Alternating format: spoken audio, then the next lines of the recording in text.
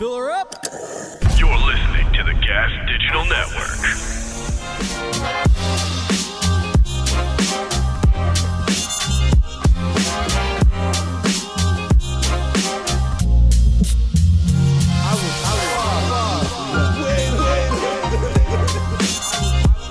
Three, two, one.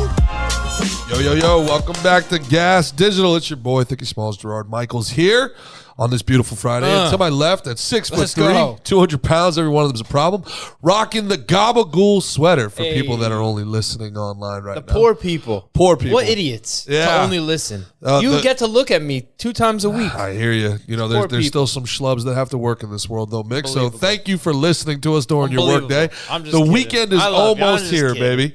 And speaking of poor schlubs who have to work, I found out something this weekend that's really remarkable. Kind of blew my mind. Talk to me. Do you know? Well, you've been in a club, right? And there's guys in the bathroom working. Fucking hate it. It's weird. It's like a bathroom attendant? Yes. Yeah, that's just, it's like awkward. Like, I don't know, do I need to, like, if I hope I have like singles or fucking, and I just feel a little bad. Feel horrible. This guy's got to, in there, I'm blowing up the bowl, and this guy's got to sit there and he's auditing your shit. And like, listen it's not, to it. It's no bueno. It's like you said to me the other day, you can't wait for smell-o-vision. That's gonna change. That's gonna change the whole dynamic of we were watching entertainment. Fury, the war movie, and they had all these movie. dead bodies. And yeah, when they like hit us with smell-o-vision, and you start smelling dead carcasses. Oof. That movie's don't really hit. It's gonna change porn forever. Smell-o-vision is gonna. That's gonna change the landscape of pornography forever. What type? That reminds me. Actually, I have a genius idea.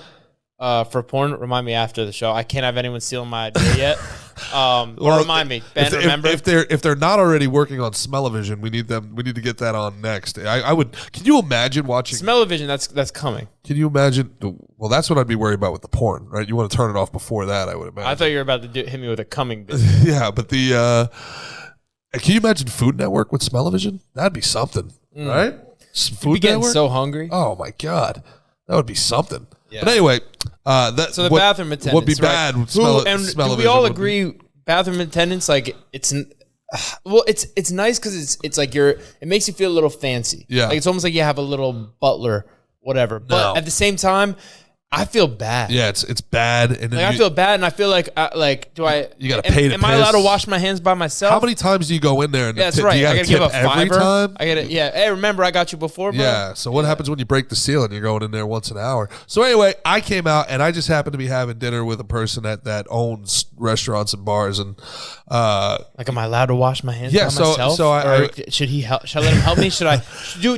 Will he feel like if I do it by myself, like I'm like disrespected him? Yeah. Like, no, bro, I got the soap. I know I do this all the time. Or should I wait and like?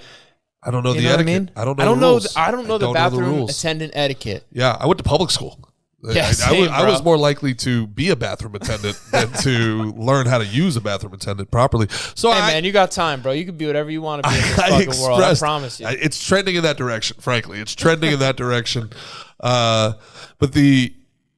So I came out and I told this person, I was like, unsolicited advice. Ditch 86 the bathroom attendant, please. You told them. Yeah, so awkward. And they said, you know how often I hear that? I was like, well, then why do you still have it? Yes, why do hear you it still a lot. have it? They were like, well, first of all, we don't pay them. I was like, you're making this worse. I feel even worse. Yeah, what? They're just all that stuff tips? is theirs. They buy all that stuff, all those mints. Attendants. That's their stuff. Huh. And they don't pay. So I'm sorry. So they don't pay the bathroom attendant. That's not like a restaurant establishment thing. No. These are like freelancers. Yes. What? Yes. They're in there. Yeah. They're in there. And they're doing like a rent to own on the bathroom there. and so I'm like, that's crazy. Why would anybody do this? Like that's they'll never nuts. really own it. Yeah, and they're like, well, they clean up the bathroom, they keep it tidy, it's a good thing for the business. I'm like, why would anybody do this? And they're like, well, because we let them sell drugs, and they turn a blind eye. And I said, whoa, wait a minute, what? They were like, yeah, all the you didn't know this. All the bathroom attendants are drug dealers. That's according to this person. They were like, that's the bro. You just blew the lid off of this fucking operation. That's the unwritten rule. That's the so the idea is, you know, you leave a $50 tip for your mint and your CK1 and your spritz of CK1, and you walk out with a bag of sunshine. Is that how it works? Apparently they were like, we know what they're doing in there, but we don't ask questions, and in return we get a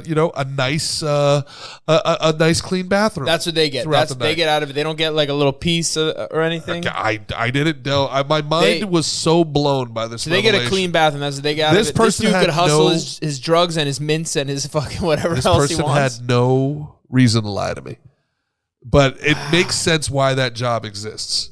It never made sense to me ever for a second until that statement. It always seemed like a throwback to like a different time. Yeah, a time that like wars were fought to stop.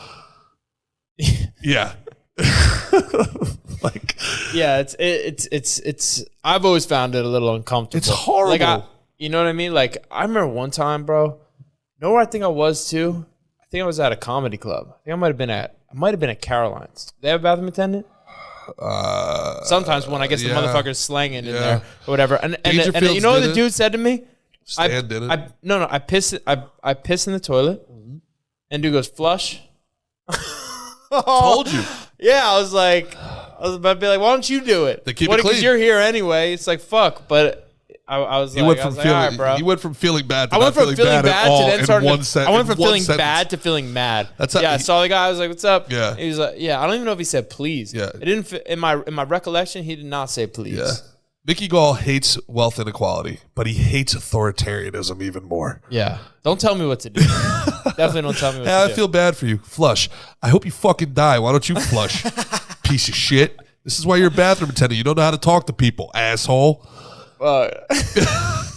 Is that? I'm a nice guy. You know I wouldn't do him like that. No, but your eyes said it. You definitely maintained eye contact longer than you should have, and your eyes said it though. Why don't you flush? Maintains eye contact. Maintains. Yeah, eye I was like, I'm gonna stand on one foot and I'm gonna hit it like this. I'm not putting my hand on that thing. How can you? Oh, it was one of those kick flushers. I think so. I'm used to. That's a good point. Doesn't it flush for you? Doesn't it flush on my own? It flushes sometimes when you're in the middle of taking a dump. Let me tell you. Technology's gone too far. Forget ChatGPT. Forget any of this AI stuff. When they start flushing while you're still sitting on the toilet, it happens to me at the airport all the time. If you give me, it's the grossest. Get some splashback it's the grossest. Now I gotta go sit on an airplane. I was trying to take a quick poop before we take off. Now I got to figure out a way to dehydrate my hind legs here. Yeah.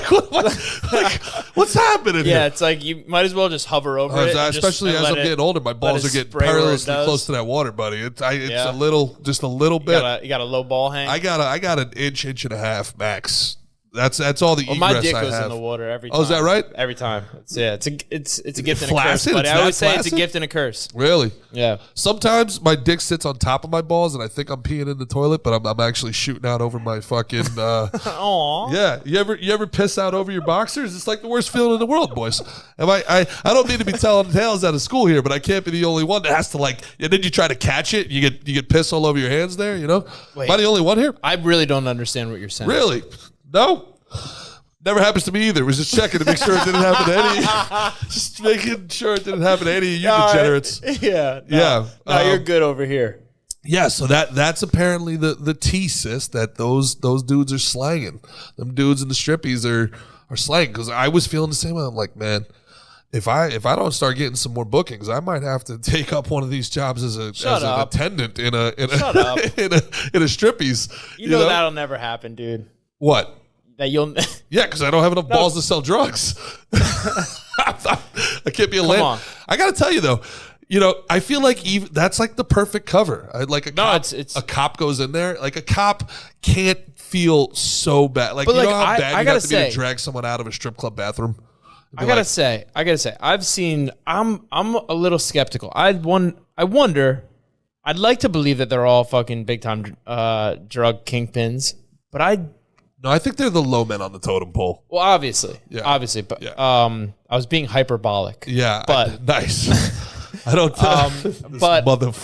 but I I mean, did they proposition you? They're just waiting. You're just supposed to know. I guess so. You're supposed to know to ask so. them. Imagine if you didn't know and you just threw the 50 in the pot and you're just looking at him and he's looking at you and you're looking at him. Because if you throw the 50, mint? you got the wrong guy. Yeah, I better get all the mints. We're going out to your car and you're giving me all the mints you got.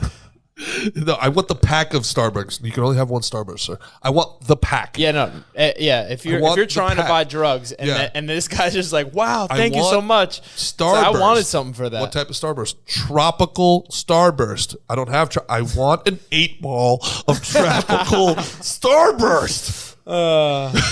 Give me the Starburst.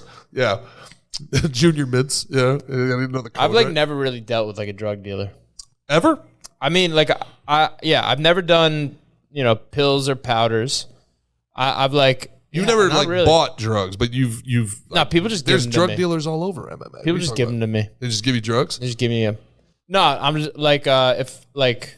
weed. No, never. I've never, I remember people used to I didn't even start smoking until I was in college, later college. But that's all I do. Actually, wait. I've purchased mushrooms before. But it's it's always been from a buddy or something like that. You know what I mean? You're right. I know ones? you. Where do they live? Yeah, I'll tell you. Address is. But you've dabbled in the cocaine. Yeah. And I bet you've had to desperate times. You might have to hit up a bathroom attendant or never a bathroom attendant. Bartenders, bouncers, DJs. Yeah, I wouldn't even know where these things are at. Well, I bounced for a while, man, and you don't get paid a lot as a bouncer, and so I never dealt, but my big scam, my hustle would be walking up and down the line, being $25 to skip the line, $20 to skip the line. Great hustle. Yeah, and then 4 people pay you $20. It's a great hustle. And then you're walking these people to the front, and then there's always a group of angry girls. You can't do that. Well, okay. Check back in 5 minutes. See if I can do it. Yeah. Because I feel like I'm going to do it. Yeah, I feel like I'm doing it right now. I'm not going to stop. I'm totally going to do it. Yeah. Yeah. And but the idea was some bouncers and some DJs and, back in the day before camera phones, the clubs wanted, some clubs, they wanted the DJs that would sell ecstasy and shit like that. It was a whole subculture. Well, they kick them or just give them a kickback, or they would. That's how they just wanted the vibe like that. That's how they got the bookings, because those people that are in there doing those things, they're drinking like crazy. I mean, shit. People who do ecstasy are drinking. Oh yeah, dude. But you weren't supposed to. Yeah, so let's talk about Pasha, a club like Pasha. Well, I hear a lot of times people say you're not supposed to mix certain things, but it's it's gonna make it way better. Yeah, that. Yeah, it's probably bad for your liver or kidneys, but it. Yeah, but it makes you people that are doing drugs are real concerned about their internal organs, their function. Yeah, but Pasha, you're talking 2003, 2004 Pasha, the end of the big club days and shit like that. I mean, they'd be selling water for $15 at Pasha. You get a beer for $5, but water would be $12.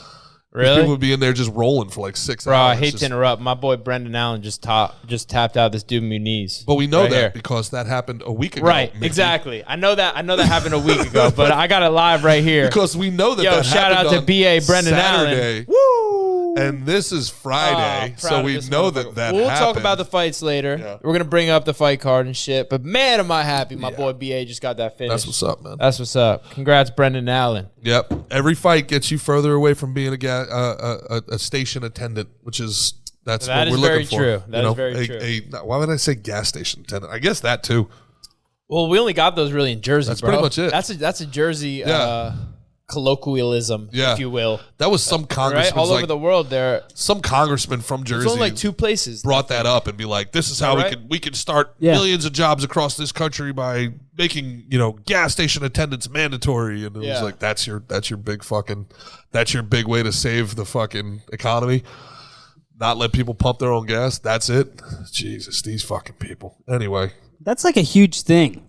My mom grew up with that, and where'd she grow up? She grew up in Jersey. I'm from Jersey. Hey, I'm a Jersey boy. Gabagoo. Hey, where's the gabagoo? That's what my sweatshirt Jersey says. boy becomes Florida man. I love it.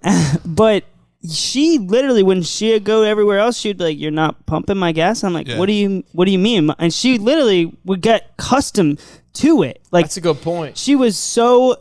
It was like a regiment. She would go somewhere and nobody would come. She'd be sitting there, and I'd remember, I'm like, "Mom, what are you waiting for?" And she's like, Someone's gonna pump my Bro, gas. I remember one of the first times, like I think I was just in Pennsylvania. Like I was out there training, and I was like, I pulled up the thing, and I realized I'm in some uncharted territory, boys. There isn't a guy just to do this for. It would be like $20 regular cash. What's up? I had to get out, and I had to start I had to put my credit card in. Like it took me a very long time. Like it took me longer than it should have.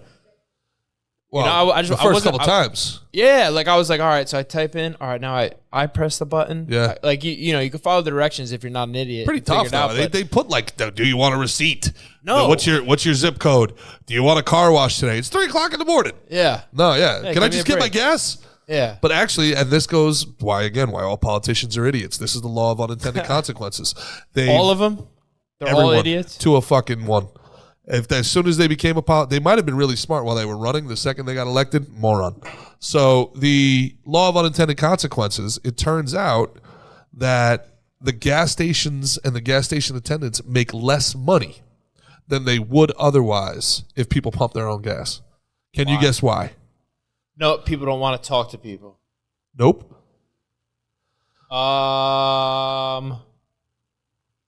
Wait. Hold on. Say it again? I have an idea because I'm going to figure this out. We're going to figure this out. They lose money. We're all going to figure this out. From people getting out of their car to go in and pay gas. Bingo gas. Bingo Castro. I knew we'd get it. So the deal is that when people sit in their car and the guy pumps the gas, they just stay in their car, whatever, get on their phone, take the 3 minutes. They got to go inside and say, but they actually got to get up, get out, or forget getting inside. As soon as they get out of the car, it's boring just to stand outside the car. They're like, I'll go walk inside. Wow. Gas has really low margins because it's so expensive for them to purchase the gas from the wholesaler. They're only making literally 1/10 of a cent on a gallon, right?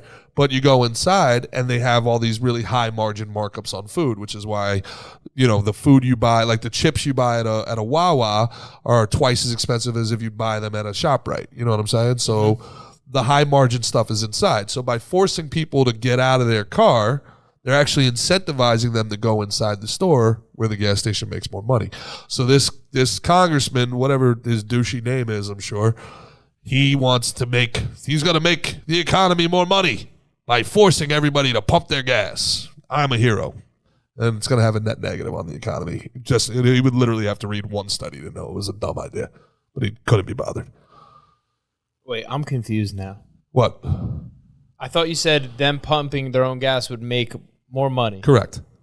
But he introduced a bill to make it illegal to pump your own gas because he thought hiring those millions of gas station attendants. Right. He thought the attendance was going to be better. We'd be giving more money to these people. When did that rule come about, since you're very knowledgeable about gas station pumping? Well, you should know this. Why is everything 1993. Why does everything in Jersey need a middleman? Why are there liquor wholesalers? Why do you need to go to a dealership to buy a car? Jersey's one of the last ones for that one too. You can't just buy a car like online and have it delivered to you. You have to go to a dealership. I don't know, because of the mob. Correct. The mob needed their taste. All the gabagools. The mob needed their taste all the way up the line. The government said, "This is bullshit. This is nonsense. Get rid of the mob." And then once they got rid of the mob, they were like, "We're gonna be the mob. This is pretty good. This is a pretty good gig. You guys got it. It's a pretty good gig." But instead of kicking the government became the mob. Instead of doing the gig to the Vinnies, we're gonna give it to us. Yeah. Forget about it. Yeah, your taxes pay for fucking food for kids in schools and books. It's good stuff for the roads, and it has nothing to do with fucking bombs for the Ukraine and none of that. No, definitely not. Nah, we would never do that. We would never use your tax dollars to kill fucking strangers halfway around the world and maybe send your kid off to fucking war. But if you hate taxes, you hate roads, you fucking bitch. So what about this fight coming up, man? We're talking about the fight that will be while this airs tomorrow night. Wait. We're talking about the Cyril Gahn John Jones fight? Are we not live on Friday when they're listening to us? No, I think we're recording this the Saturday previous. Okay. But we're out here. We're out here. And yeah, we can talk about a little John Jones. Cyril I'm excited, Gahn. I got John Jones winning, man. Look, we saw Francis Ngannou wrestle Cyril Gahn. All right, John Jones is a higher caliber wrestler. Not aggressive in his wrestling. And John Jones is John Jones, bro. People forget. People forget. Because it's been 3 years. True. I'm not worried about before he went up in weight class and took his hiatus, he barely controversially won that fight. Is kind of against the kickboxer. I think Reyes? Octagon Rust is a myth. I think John Jones was unmotivated to fight dudes like Reyes and Thiago Santos for whatever reason. Gustafsson gave him trouble. For sure. Kickboxer, tall. Hey, man, you're right. You're right. We're in for a good fight. I love John Jones. I think John. I can't pick against him yet. Yeah. I haven't seen enough reason to pick against him. What happened to Ali? I'm not saying he's gonna run through everybody. Yeah. But I think he's going to find a way to win. The only thing we can compare this to is Ali had 3 years off because of his he didn't fuck with the war. Yeah, his anti-government stance of against Vietnam. The Vietnam War. You know, really, you want to talk about a guy who put his money where his mouth is, man. That's a very, very powerful guy who stood up anti-war. What was his first fight back? He lost his first fight back, which is interesting. We also... He won the next two against Frazier, but he lost the first one, correct? Yeah, and he had to develop a whole different style. There were years of his prime that he lost. Yep. Which is an interesting juxtaposition between the guys who have went to war during their careers. Mm-hmm. Which now, I think we have to call them both honorable. Because it's honorable a person sticking to their ideals and sticking to what they believe in and saying, fuck the bullshit, I'm doing what I believe in, right? So Ali lost his license to box because he didn't was he drafted and supposed to go to war? Yeah. And he was like, fuck that. Vietnam. I'm not going. Mm-hmm. But then you got guys like Ted Williams. Yep. I think 4 years of his career. You got guys like Pat Tillman, stopped, went to war, probably got gunned down by us. But, I'm sure it was an accident. There's a whole lot of the Bellator champ went, and he's Ukrainian, went back for just happened just now. Klitschko. The Klitschko's did it. Done though, yeah. They're fighting right now. In some capacity. But what I'm saying is that people who sacrificed the prime of their career, like a Ted Williams, Rocky Blyer, played the first 3 years of his NFL career with shrapnel in his leg. He just thought he had. They thought it was arthritis. It turned out to be shrapnel. Wow, what a badass! Won a Super Bowl. Won a couple Super Bowls with the Pittsburgh Steelers. Won a Super Bowl with shrapnel in his foot, I think. As a running Try back. Saying that 5 times fast. Shrapnel in his foot. Yeah. Super Bowl shrapnel. Yeah. World War II is hard to say that wasn't, in retrospective, valiant. People needed the effort. And Ted Williams didn't just show up and do USO stuff and hit some balls for the crowd. That dude was an ace fighter pilot. Yeah. That dude went out there and was front line. Ted Williams is unreal. His life story is insane. Yeah, he went to, I think, Korea and World War II. Yeah. He might have batted. He batted like 400 when he came back. Dude, such a stud.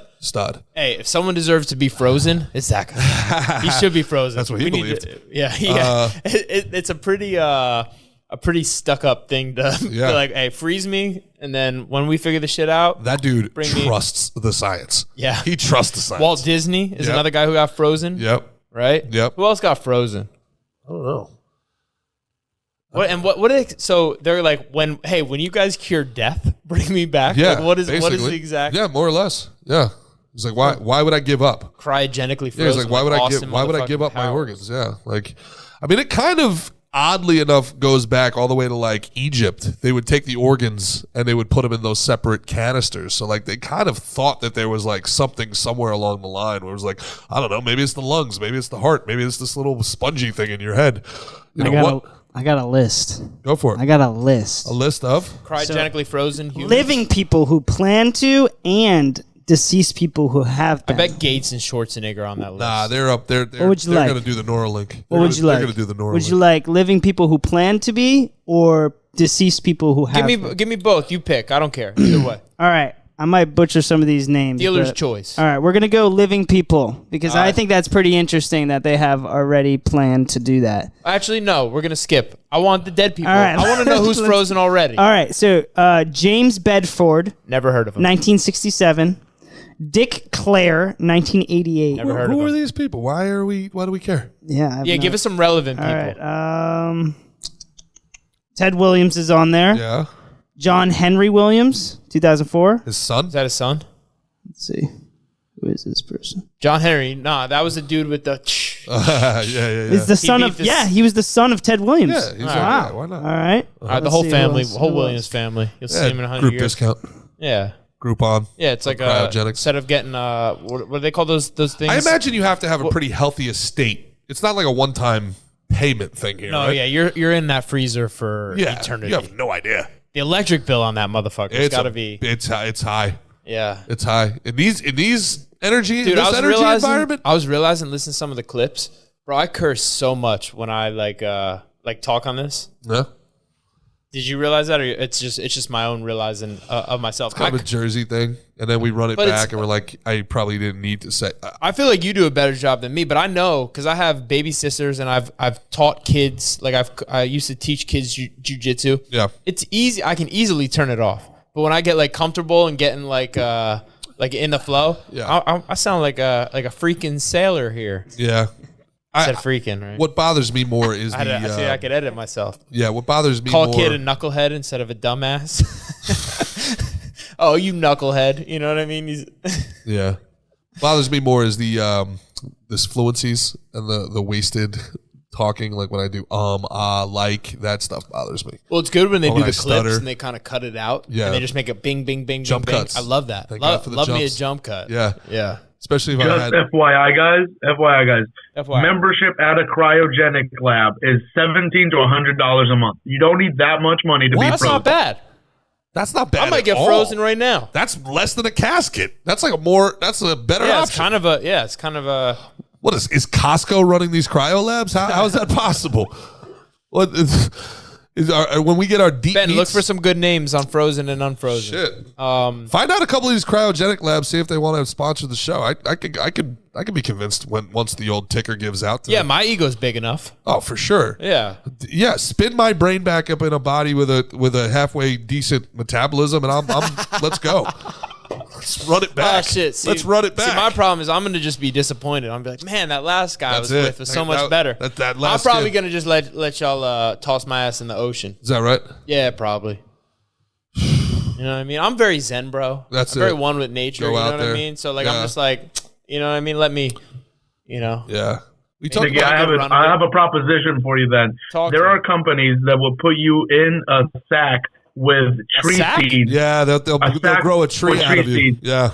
Yeah. Very California. I don't want to be a tree. You know what's so funny about that, Omri? They're selling that as like a carbon positive alternative. Instead of wasting the wood on your casket, it does seem a little dumb. Wood yourself. It does seem a little dumb to be put in caskets. Like, it would almost seem more like it would seem smarter to just put us right in the ground. Yeah, there's a reason for that. Talk to me. The people were very sick during the Middle Ages. Eventually, caskets were invented because they didn't want. They want to contain the. Yeah, the people were seeping. They were seeping into the first thing when they didn't bury them 6 feet under. They didn't bury them far enough. They didn't know. You know, humans are evolving. They'd bury them upstream from water sources, and then have these people like flowing down. Jerry died. Just toss them in the lake. Yeah. There was hundreds of years where towns in Britain specifically, and after Rome fell, Rome was really good with water. It's one of the reasons why they aqueducts. They understood water and its importance in hygiene. And after they kind of fell, some of that went away from Europe, and people didn't really understand the way water impacted city building. I heard Africans had to educate a lot of Europeans about bathing and stuff like that. Yes, you heard that, right? I did hear that. Yeah. I have heard that. Yeah, I don't know how true that is, but hey. We'll see. Well, to be continued. To be continued. But anyway, yeah. So, like for example, mead and beer was so popular because it basically was like a water purification. It didn't have as high of an alcohol percentage as it does today, but the alcohol helped kill off whatever bacteria was in their water supply. So, they would drink mead and wine and beer as their water essentially. Right. It was high caloric. It would help them through the lean years, the lean, harvest and the winters and stuff. But anyway, What were you saying? I don't know. Ben, tell me about some of these frozen motherfuckers. I'm finding some people right now. All right, I'm gonna start. I'm gonna try. I want to go back because the Muhammad Ali thing. He did lose his first fight back, right? He lost to Joe Frazier, and then John Jones is 3 years off, right now. But the difference was that John Jones has been training this whole time. Muhammad Ali was in jail, so he wasn't able to train. He was detained. To the best of my recollection, he was detained. Who was? Ali. Muhammad Ali. He was an enemy of the state. I believe he was. Know. That might be maybe Omri could look that up while Ben reads off some of these cryo but guys. that's more what Muhammad Ali did is more akin to today. So that was my question with before. Ukraine you think than World War II. So if they say Mickey, Gerard, you guys got to go to Ukraine and fight. What do you say? Well, I don't know, man. I disagree with what you said before, where they're both noble because I think why do you think they're not noble? Because the rule follower forces everybody else to go along with something that is inherently. Who's the rule follower? Like people that just do what they're told. Like somebody says you got to go over. Ted Williams, you're saying that's not. I think that's absolutely noble. But also you're assuming it's from a rule following aspect. I believe he went from a patriotism. I think he did. I think he enlisted. I don't think he was drafted. I think it was Ted Williams enlisted. I don't believe a draft should exist. And you could say you could easily. I mean, you could. It's like anything, man. You could shit on anything. You could say, "Oh, Muhammad Ali was scared to go." No, but I believe he believed in his ideals. But you can also say Ted Williams we know two examples: Ted Williams, Pat Tillman. Mm-hmm. They chose to go. Enlisted, yeah. Enlisted. Very different. So what is your issue here? The government should never be able to draft its citizens into a conflict that they have no issue. Omri, they have a mandatory thing in Israel. You don't like that? No. I kind of think that would be good for us. You think mandatory service to the state is good? When you put it that way, it doesn't sound so good. But I think there's something to it where I think that's gonna be a development, and yeah, if I guess I would like it if you knew your state was really like rocking for you. Mm-hmm. Then it would feel good to go and rock out with them. Sure, the cause has to be just enough for you to lay down your life. I don't think the cause in Ukraine is just enough for us to be giving money to them instead of Palestine, Ohio. I agree with you. So now people are going to die over there? East Palestine, Ohio. Yeah, no, you're absolutely right. It's bullshit that our president is in Ukraine when he should be in East Palestine. Bullshit. It's absolutely total bullshit. It's nonsense. So I don't think the state should have the right to dictate what its citizens do. Imagine paying taxes for your president to they dictate for you to pay taxes. So that's what I'm saying. You're paying the state. You elect these people to govern over you, and then they're like, all right, go fight this war halfway across the world. Fuck you. Okay. Fuck me? No. You go to jail for 3 years. Really? Those are my two options? Go to the front lines or go to jail? No, fuck you. So whether I agree with the Vietnam War or not, which I don't, whether I agreed with the Iraqi War or I didn't, nobody should have ever been forced to go over there. No one was forced for the Iraqi war. No, they were very close. Really? They were very close. Now, men and women are draft eligible.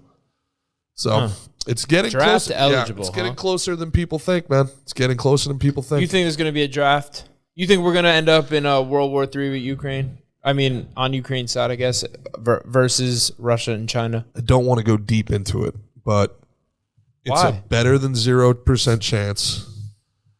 And the situation is escalating, not de-escalating. That's all I'll say. The situation is getting worse, not better. Why is that all you'll say? Because I what I said before? No, because there's better things to talk about. This is a Friday. It's the weekend. It's a Saturday. There's fights coming up. You're right. It's Friday. It's Friday. It's the weekend.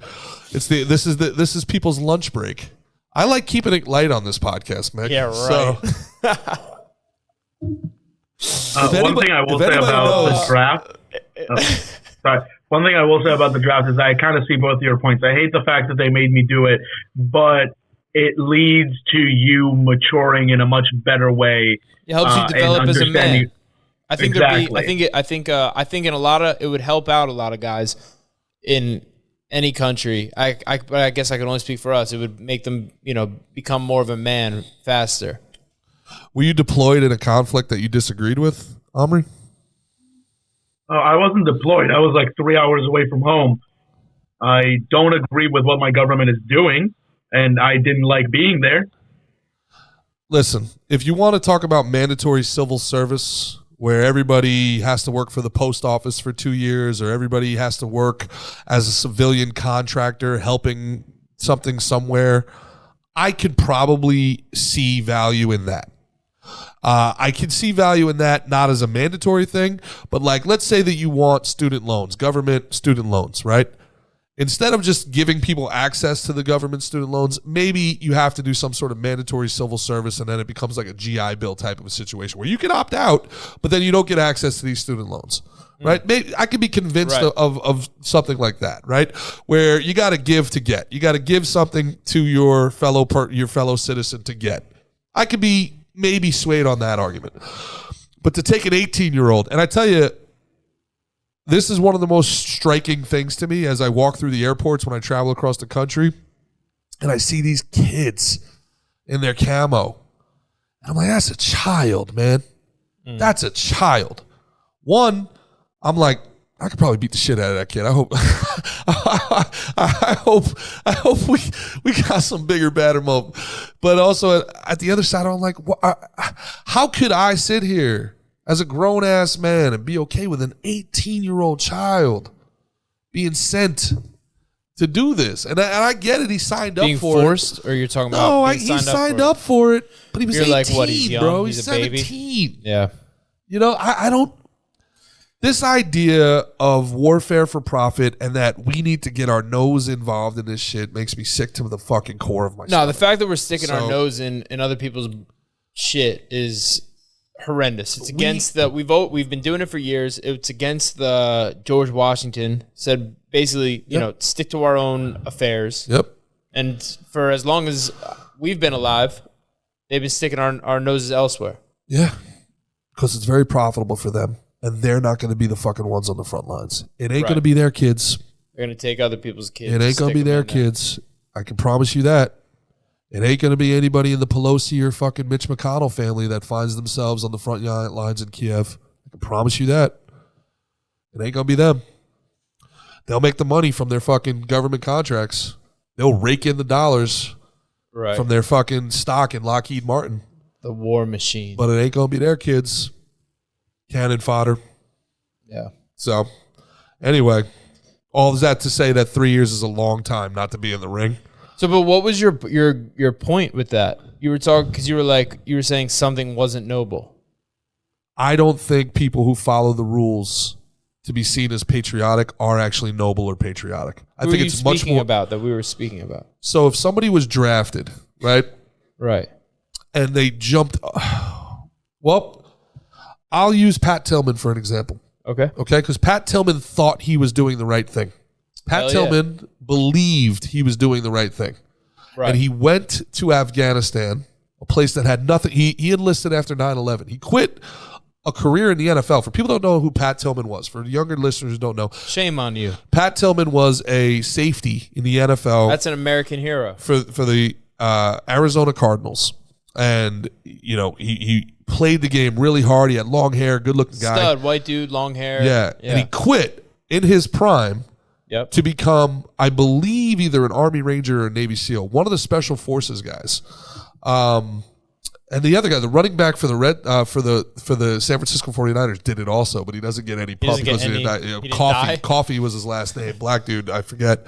But he also did the same thing. So after 9/11, that's what prompted it. So after 9/11, he felt so patriotic, he left a career in the NFL to Saw a couple up. People trying to take a swipe at our nation. Correct. And he was like, you know what?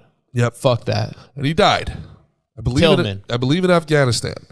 And then they used it as a wag the dog propaganda, prop it up, look at what happened to this American hero. Look what they did to him. Yes. And then it came out, however many months later, friendly fire. We killed Pat Tillman.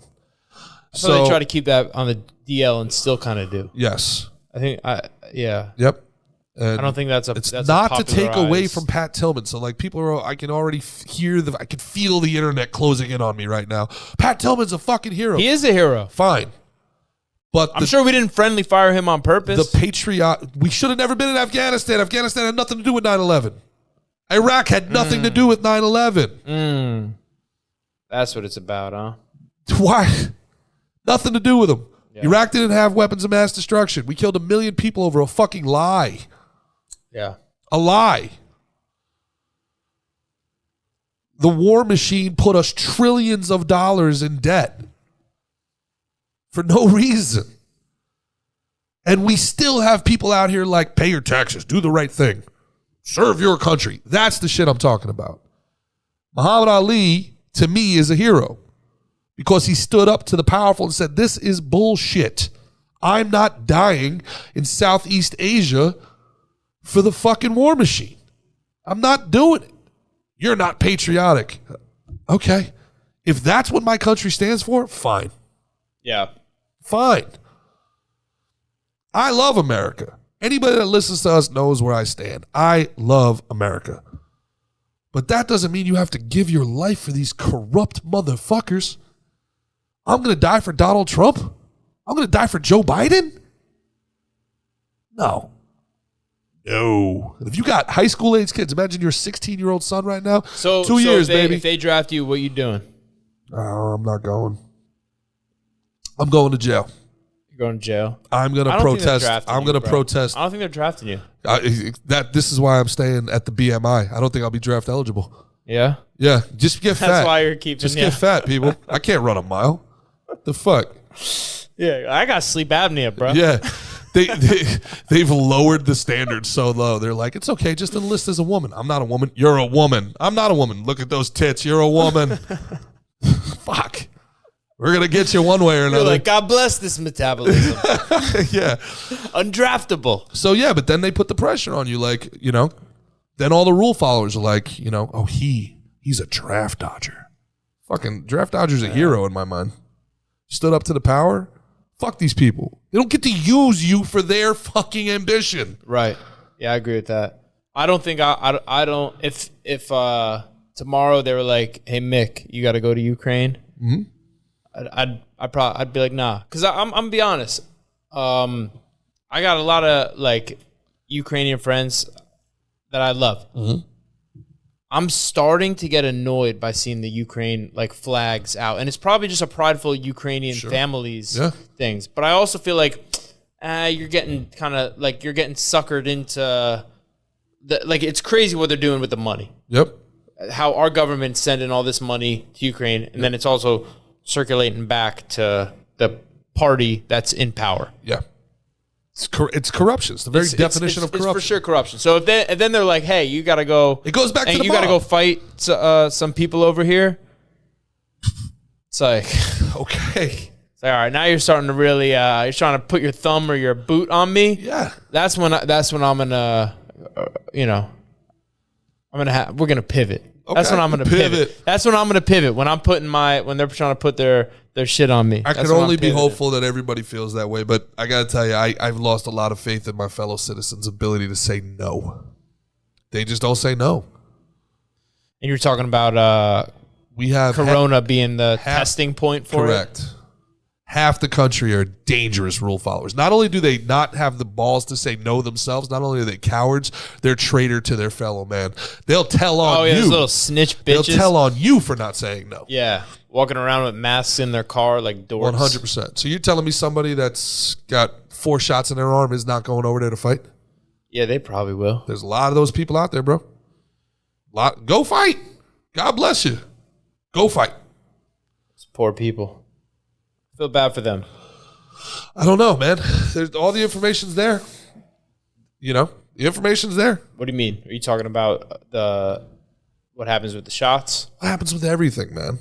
I understand it's not fun to look at this shit, but the information's out there, bro. Like it's not like people are hiding their intentions if they are at all, very well here. Hey, don't be so touchy just because I brought up the trying to keep it fun. All I'm trying to say is that 3 years off is a long time for John Jones. That's all I'm trying to say. It's a long time. Don't you stop pivoting now. It's all right. We're at least having a discussion. At least we're having a discussion here. That's a good pivot. That's a good pivot. Bo Nickel only has 3 And fights. it is actually where we started, so it's a good pivot. No, we still got to get to Ben Castro on the Frozen people. Oh yeah, we still got that. Ben, all right, you guys want to talk about little fights first, or we want to talk Frozen people? Just give me your. I just want your picks. Give me your picks, man. What are your picks? You want on picks? These fights? All right, read me the card. So we got Cyril Gane, John Jones. Yep. I got John Jones. Next, in the co-main event, we got Shevchenko versus Alexa Grasso. Yep. Alexa Grasso, 23 badass and Mexican chick. 15-3. Great. I really like Grasso's boxing. It's so hard to pick against Shevchenko, though. It's a beast. It might be worth putting some money on Grasso because of her potential and whatnot. Maybe she makes something happen. But I would, if I'm picking straight up, like who's going to win, who's going to lose, I'd probably go Valentina Shevchenko. So in your weight class, welterweight, you've got Jeff Neal, spelled Gioff, and Shavkat, who everybody's talking about as the next big thing. Jeff Neal and Shavkat. So Shavkat trains with me down here at Killcliff. Jeff Neal trains at Fortis MMA, I believe it's called, down in Texas. And both those guys are studs. Jeff Neal's got dynamite 15-4 versus 16-0.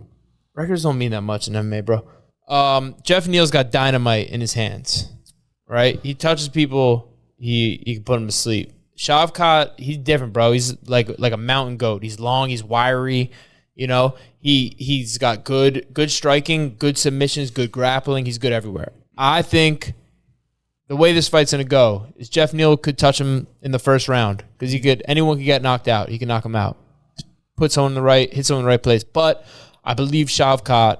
That's where the smart money's at. Shavkat will prevail, stay winning. Maybe get him in a guillotine round 2 or 3. All right, so Mickey Gall is chalk. 3 for 3 chalk so far. John Jones, Shevchenko, and Shavkat. Although, oddly enough, Cyril Gane opened up as a favorite. Now he's the underdog, but he did open up as the favorite. He was talking about, and you know what? This is actually funny because this goes back to what you were saying. Cyril Gane was talking about he barely trained since his last fight. And I saw a couple people being like, "Yeah, that's some heavyweight shit right there." They're some people who I respect very much. They're like, "Yeah, had some heavyweight shit." Heavyweights, they don't have that much skill. They just go in there and slang and bang, and it's not that deep. This that. While the lighter weights, it's deeper because most people are the size of when I say lighter, I'm mostly talking like 145, which is a human who walks around at 180 pounds. 155, a human who walks around at 190 pounds. Yep. And a 170 pounder, a human who walks around at 200 pounds. Right? That's where, there's a lot of, the majority of athletic males are. Sure. But yeah, so Cyril Gane went talking, saying, yeah, I barely trained since my last fight.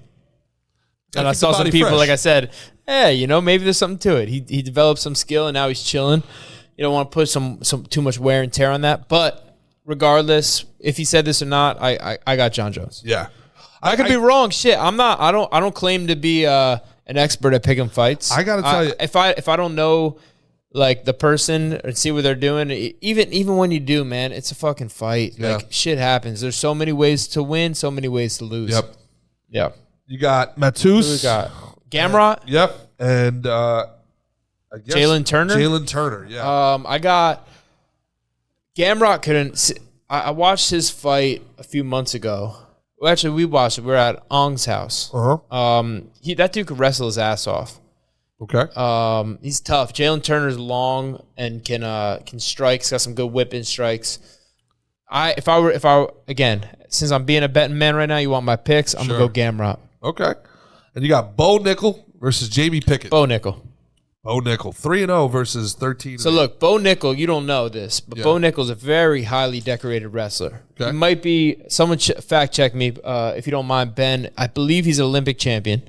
Or he might have an Olympic medal. He's a stud, man. He's a Penn State wrestler. Might have won a couple national titles. Gall Sanderson, is that? Yeah. Yeah, stud. He's good. He's a great wrestler. He could, he did not go to the Olympics. He claimed He did not go to the Olympics. He claimed. All right, Omri, don't say it so emphatically. Like fuck you, Mickey. You're wrong. He claimed the 2019 Olympics U23 World Championship, world champion wrestler, and the U.S. Open National Championship. USO. He was the finalist at the 2020 U.S. Olympic Team Trials. Wow. Who went to the Olympics instead of him? I thought Bo Nickel was like. I thought he was an Olympian. Obviously, Omri, I'm sorry, I'm wrong. World champion. You can unmute yourself. No, man, I was upset with myself because I also saw he went to the Olympics. All right. It was David Taylor that beat him and went to the Olympics. Yeah. Right. He beat him, and did he also? Is that the same weight class as Jordan Burroughs? As who? Jordan Burroughs. Jordan Burroughs. Another stud wrestler. Olympian himself. Jersey Jordan David, Burroughs, right? I think originally. Yeah. And then what's up with the UFC, man? It's the first weekend after Black History Month, and they got nothing but white people versus black people, the whole ticket. What's going on here, Dana? What do you mean? It's a whole. Who else you got? It's a UFC race. Who else war. you got after Bo Nickel? Shevchenko versus Grasso, right? That's a Russian white versus minority. Brown. Jeff Neal versus Shavkat. Matus versus Jalen Turner. Bo Nickel versus Jamie Pickett. What's going on here? Hey man, sometimes that's just how it goes, bro. I don't see race, bro. I see one race. That's the human race. Race. Homo sapiens. Technically, you're correct. We're all Homo sapiens. Don't call me that. Homo By the way, sapien. The prelims has one very interesting fight I'd want to see your take on. It's Derek Brunson versus Dricus du Plessis. Dricus, yeah. Dricus, man. So I actually, both of those guys trained down here at Kill Cliff Fight Club with me. Dricus is a beast. Derek Brunson is, he's an OG, bro. Fuck. That's all. That's my take on that is those are a couple killers in there. I've said for a long time I thought Brunson was gonna take out Israel Adesanya. Dricus looks impressive in the gym. Looks impressive in his fights. That fight, I really can't even. I can't put a pick in for that. I think. Man, I don't know. I'd be interested to see what the betting lines are for that. You got anything for me, Omri? It'll change. I will in a minute. Airs, but yeah. Yeah, man. I don't know. I'm gonna be completely honest. I'm gonna withhold myself from giving a pick on that fight. Okay. Du Plessis is a minus 185 favorite. Wow. Brunson is a plus 160 underdog. Yeah, I mean it's really going to be who shows up that night. Both guys, are crazy talented. Some of a couple of the best fighters in the world at the middleweight division, which is exciting because middleweight often is top heavy, just like light heavyweight. It's like you got like 5 to 6 good guys, but these guys are these are real ones. So that's at 185. So if that's the case, then you're saying, I mean, if the book is given almost 2-1 on Du Plessis, then Brunson's a good price, cheap bet. Yeah. So what I'm saying is if you think it's a toss up, if it's a 50-50 fight, the house is given almost 2-1 on Brunson. Yeah. All right, there you go. So if Brunson pays off, Venmo at MICKEYGAL. I don't have Venmo. You know that. Venmo slick. Use code. What's your fucking Venmo? If only just give it to you. Yeah. Anyway. What's wrong with that? You can't give out your own Venmo? It's Gerard Michaels. What's the worst thing that could happen? They hit you with money? No, what they do is they request it? Yeah, they request money all the time. Yeah. They send like money requests. For what? For a shitty podcast? They're like $200. For bumming me out? $200. Talking about the World Economic Forum? Yeah. They're like, hey, I thought about killing myself after listening to you, so now I'd want $150. I'm like, see, I asked Omri about it specifically. He said they love it. What? They love you talking about that shit. Yeah. I just don't. I'm all right with it. What do you keep going back to? Tuckers me out. What the fuck you keep going back to it for? Come on. Christ. All right, so what do you mean? You can't roll with it? We're I'm talking with it. What are you talking about? We're talking. It's you can't kayfabe, baby. Fucking the thing didn't exist. It doesn't exist. It's in the fucking. It's an ether. No, it's not a. No, this is real. We gotta keep it. We keep it real. We are keeping it real. What the fuck? You're talking about something nobody knows exists. What the fuck are you doing right now? What's he doing why don't right we fill? Why don't I fill him in on it? What's he doing right now? Yeah, Mickey, tell us what happened. Tell us what happened. Fill us in. So me and Gerard had a conversation off air where I was like, G real. We are. It was off air, and we were talking about fucking how Gerard. How I one of the things that I love about Gerard is that his brilliance in this his political takes and his Ben, I am just as susceptible to flattery as Mickey is, so make sure we're recording. We'll see. Yeah. We'll see. Hey, let me finish. This is a good time for a beer, Ben. Where I think Gerard. One of the things like I first loved about him is how smart he is with his political takes. He sees things real, talks about them. But sometimes I think on the podcast is he bums me out. Right? Sometimes like we're talking about, you know what I mean? I like having a fun cast like we're having right now. Yep. But then Gerard will start talking about the World Economic Forum and this and that. And then what I said specifically pissed me off was, don't knock your shit over now. Careful with that.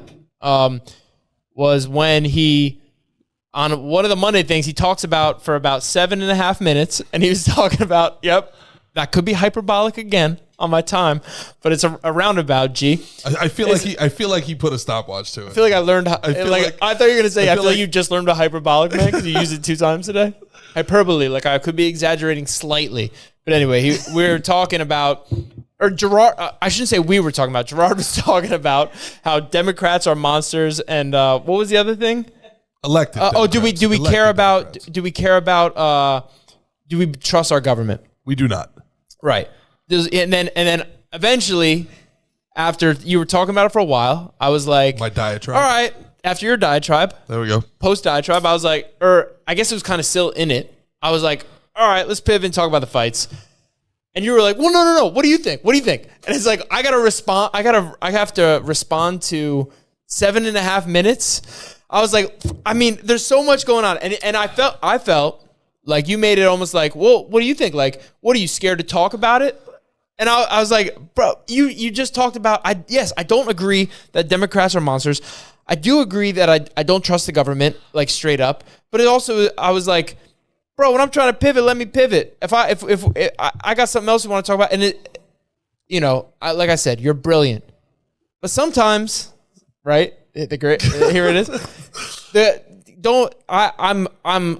I'll let you go for a while, but like doesn't mean I'm interested in it. I think your fans are for sure interested in it and want to hear it. So I'm like, all right, G, go get it. Get it for all the doom and gloomers out there. And you can tell them how fucked up shit is. But that doesn't mean I want to talk about it. All right. Now they've been filled in. Okay.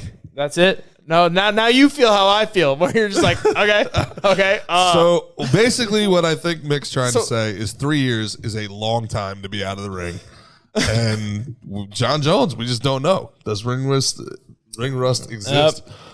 Watch the live episode on Monday, and you'll see where I was at too. I went home here feeling like it was a fucking job. It's like, yo, we're out here, talking some shit, having some fun. Just because you don't, just because not talking about it don't make it not exist. I agree. All I said was this: it's interesting to me, and I probably consume too much news for sure. But I'm always trying to write shit. I'm always trying to stay relevant. It's part of the game, unfortunately, in my world, right? Like, it's interesting to me when I walk out in the streets and things are happy. Things are exciting, and nobody looks like they have a care in the Lord. The juxtaposition between the news we ingest versus the real world. I'm on Twitter, and a sitting congresswoman is talking about a peaceful divorce, sedition, civil war. Right. While our enemies are getting out of nuclear treaties. This is all happening. And you know what's fucked up about it is, it'll infiltrate your brain and your thoughts, and it's fucking negative. Thinking it's negative or positive doesn't make it not so. What do you mean not so? So, but like- it's also how much of it is propaganda as well? Maybe. That's a good point. It's a very, very good point. But it's made to be divisive and shit like that. It's good to be informed and know what's actually going on and shit. Correct. But there's also, I don't know. I think, like, I try and for the most part just live in the real world and you know what I mean? Like I see more of this side. I know there's a lot of bullshit going on. There's always conniving, sneaky shit, and our government's like the fucking mafia. It's a new mafia. They got to get their percentage, and then they're doing this and they're doing that. And you wanna do you can't cut a tree down in your own freaking yard, sure, because unless you go to you go through the proper channels. Bureaucracy. Yeah. It's crazy. Mm-hmm. It's annoying. All that bureaucracy is so annoying. But I think us people have so much power that we don't realize. Everybody, like I always talk about, in our own brains and our own bodies, have more power than we realize. Sure. That I think that's something we need to focus on more so than the bullshit. So, okay, to me, that's a contradiction, because I agree with you. The people have a ton of power. Right. But if they can't identify a problem, they can't be powerful against it. There's no solution if they don't know a problem exists. Right. So, So you're going to identify the problems? I think it's important.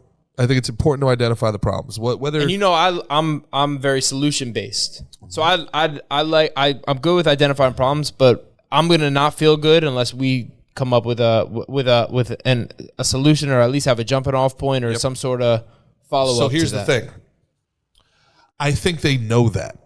I think they, the quote unquote powers that be, the global elites. Yeah, the people that want this global federalism. They know that people like you are a threat to them. So they inundate you with shit to make you just turn off it. Just, God, this information war just never ends. And in fairness, this has been going on for 15 years now. This isn't new.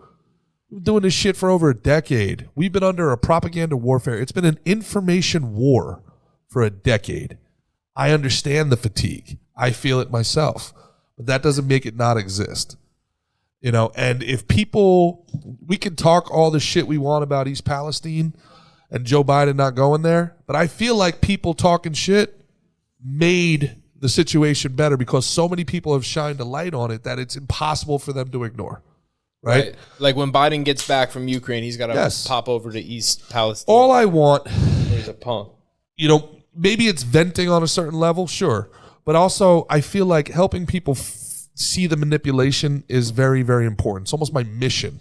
I've sacrificed a ton of my career to be real instead of going along with the flow and just saying the narrative or not talking about anything at all. Seeing bullshit. Yeah, I saying respect bullshit. you for that. It's cost me, but it's important.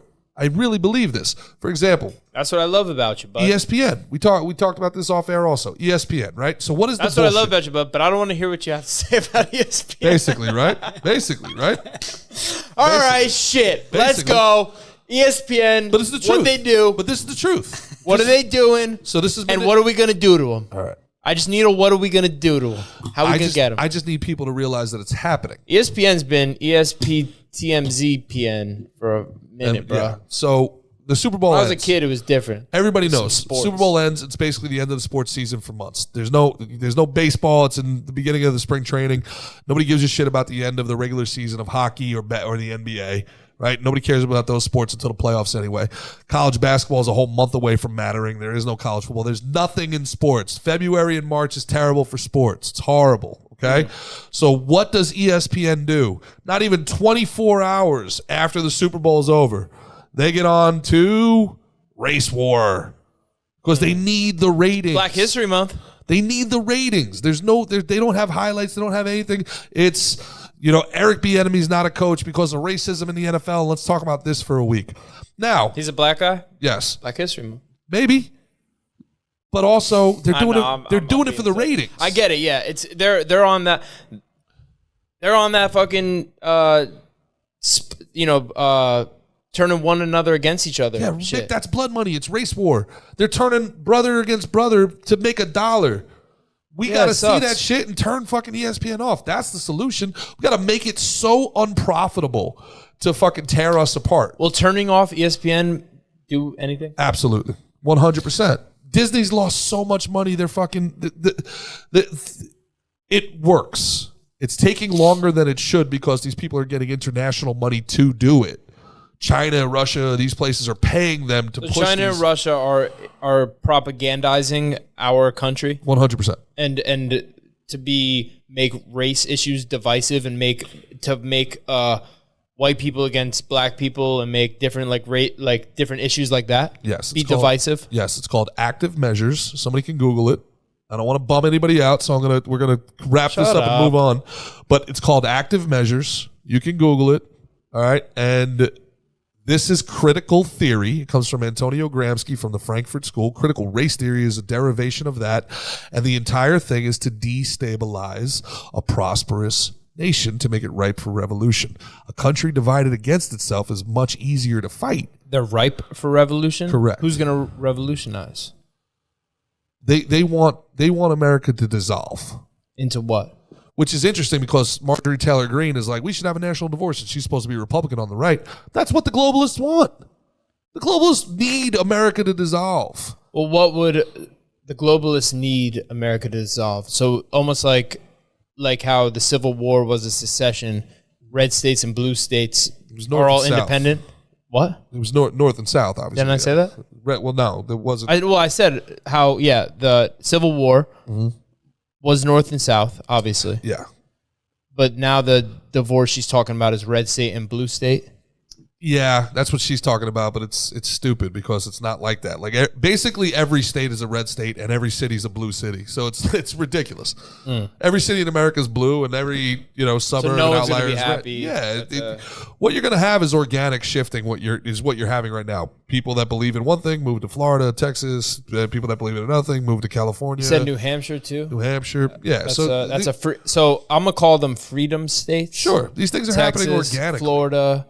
New Hampshire. Yep. Freedom states. Freedom seeds. Freedom states. And who are New York, us, our home Jersey, city, Jersey. California. California, huge. Michigan, very huge. They're blue states. Progressive, yeah. Yep. Who else? State-wise? Yeah. What Illinois, very big. Big union states. Big big cities. And which of the other red states? You gave three of them. I mean, the entire southern and Gulf red is seems to be more freedom based. It's supposed to be less government, but it's less government for business. It's more government for social issues. So the idea of less government doesn't really exist. There are no libertarian states anymore. There's no idea of So there's no government in your business, but then you can't. The abortion rights are restricted, or they restrict social rights more than business rights. That's basically kind of it. It's impossible. We are one people. In my own family, there's 2 Democrats and 2 Republicans and one person who doesn't give a shit. So this idea of, this idea that you can split the nation along some sort of political lines is asinine. I marched against George Bush. I hated Dick Cheney. Dick Cheney is now behind Biden. And when I was a kid, Democrats were anti-war. Now they're pro-war, Slava, Ukraine, everywhere. Politics change. So what are we going to do? We're going to have this national divorce, and in 15 years, when the parties switch again, all right, musical chairs, back together. New states, new states. No, it's ridiculous. The problem is that the government is not beholden to the people. The problem is that the president of the United States thought it would be better for his re-election campaign to go to Ukraine because he knows the money is coming from Europe. Comes from. Then East Palestine. That Joy Reid, one of the most famous people in America, who has a daytime show on The View for 20 years, says... Joy Reid? Yeah, Joy Behar. I'm sorry, you're right. Joy Behar. Says people in East Palestine deserved it because they voted for Trump. The fuck out of here. And nobody... That's what she said? Yes. The people? And nobody on the panel disagreed with her. That's what I'm talking about with the dangerous... obedience. That is wild. Everybody in that audience was like, hey, she's so They dug right. it? Because nobody disagrees with anybody. Everybody's so deathly afraid to disagree with somebody. It's insane. That's fucking wild. We're in a world where disagreement is like death. Everybody's so afraid of being canceled. Well, what the hell? Yeah. That had to be less than 7.5 minutes. Yeah, right. I got to take a piss for real. Had to be less than 7.5 minutes. I don't know. Probably about 7.5 minutes. But listen, I gotta be real. I like talking about this stuff. I like it. Look, I don't. It doesn't depress me. And brother, I think it's important. Obviously, it's already depressed your ass, and then you just come in here and spewing it out. Yeah. It's like it's your therapy. It is. It is a little therapy. It's and therapeutic. I think it's important. I think it's important, but doses. Doses. You know what it is? It's your solution oriented, and this whole world is really tough. And the internet's, we talked about it before. The internet's so tough. Like it's all conflict, no conflict resolution. No resolution. Yeah, I need if you're gonna propose something like this, I'm like, all right. So what do we do about it? Yeah, because your whole world is resolution, conflict, resolution, conflict. After 15 minutes, you know where you stand. There's conflict and there's resolution. Yeah, and everything in between. But I think that they're doing that on purpose. I think they understand that. I think they understand that. And it's a situation of they're trying to break people down. You know, it's, you know, people, I get it. I get why people, you know, they keep their head in the sand and then one day, you know, they'll look up and, you know, something will happen to them and it'll be like, oh, I should have paid attention. Yeah, it's like, now I got to do something. Womp womp, too late. Well, that's even like we were talking about before, how during like I didn't really let the whole Corona COVID time fuck with me. Mm-hmm. And I know it affected you. They shut down your rooms and your job and you couldn't do comedy. Me like $100,000. I had to move. I left my home. Cost me over $100,000 too, but not because it's straight up Corona, because a motherfucker pulled out of a fight. But whatever, we'll go past that. But no, I know it was tough on a lot of people, but at the same time, I kept doing my thing. I didn't abide. Mm-hmm. I didn't abide by the rules. If I went in somewhere and they were like, wear a mask, okay, I'll you know what I mean? Do you have one? Yep. But I wasn't walking around with a mask. I wasn't stopping doing anything. I was training the whole time. I was, doing my thing. I hear you. But I mean, that's not a situation for everybody. I mean, there's a lot of people that ended up getting fired, or they had to take something. And if the UFC made me get like the jab, yeah, I probably would have. You would have. I would have. Okay. I would have, because I was like, I wanted to keep fighting and doing everything I'm doing and gonna continue to do. Yeah. So yeah, I probably would have done that shit if it was mandated by them. But luckily they didn't mandate it, so I didn't. You know what I mean? If there was a restaurant that it was like whatever, like I was good, you know. Mm-hmm. But I can absolutely acknowledge that it was all fucked up. Sure. Like it was crazy. You know what I mean? Yeah. And I do want to say one thing. All right. What do you want to say? I talk a lot of shit about Democrats because they deserve it, but the people that piss me off more than anybody else are the Republicans, frankly, because they want people to stand up on their side and say what's right or whatever, but then they don't give them any financial benefit to doing so. The Republicans got to put their money where their mouth is. They don't put their money where their mouth is. But they need to, and they got to back the people. They want people to fucking sit here and be like, hey, do the right thing because it's the right thing. And it's like, no, dude, make us some money. Like, where are your studios? Where are your award shows? Where are your businesses? Like, what are you doing? You know, I mean, somebody goes on stage and says whatever narrative any Democrat wants them to say. They sell 15 million albums the next day to become a multimillionaire. Where's the Republican version of that? That's what Marjorie Taylor Greene should be doing. You want to give people power? You know what I'm saying? You want to split? Give people an opportunity to live their dream. I think people got to believe in their power all the time. We got to believe in our power. What our thoughts, everything we do, that's gonna control our narrative at all times. Yes, there's the elites who can put these rules on and try and be oppressive and shit, but like you can override all that shit. Yeah, I believe. Yeah, that's what I believe. Big time power to the people. Everyone. We're gonna stay winning. Mm-hmm. We're gonna stay doing good. We're gonna stay making money. We're gonna stay having fun. We're gonna stay doing shit. And then if the line ever gets crossed, I hope you're right.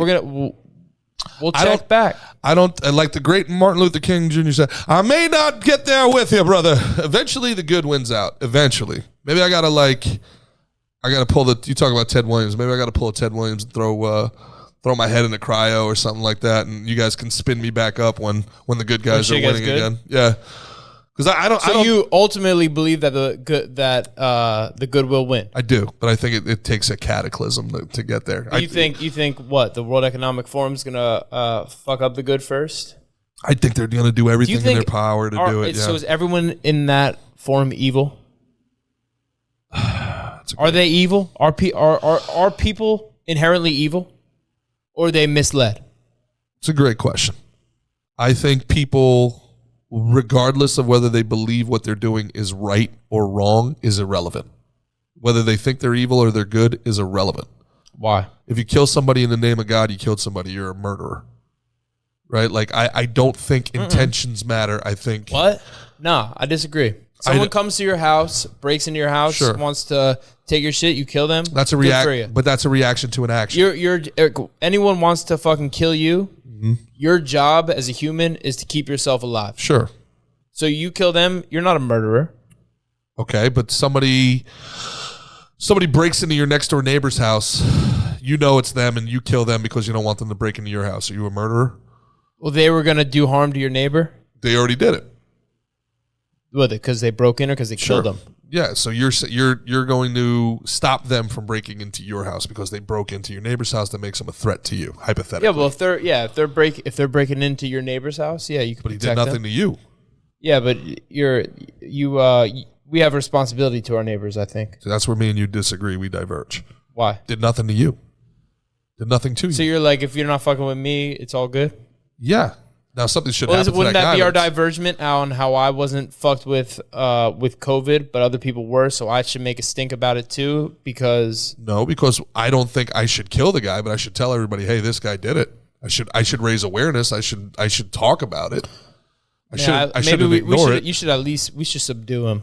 At least. Maybe not kill him, but I don't think we should put a stop to what they're doing. Yeah, it's a shitty. In fairness to you, it's a very shitty example I gave. All I'm saying is that intentions don't matter. If your intention, and these people have the greatest intentions, they're going to save the world, they're going to clean the air, but if they got to kill 1 million people to do it, is it really that noble?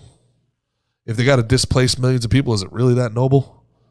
Every tyrant in the history of everything has thought that they were doing what they were doing for the quote-unquote greater good.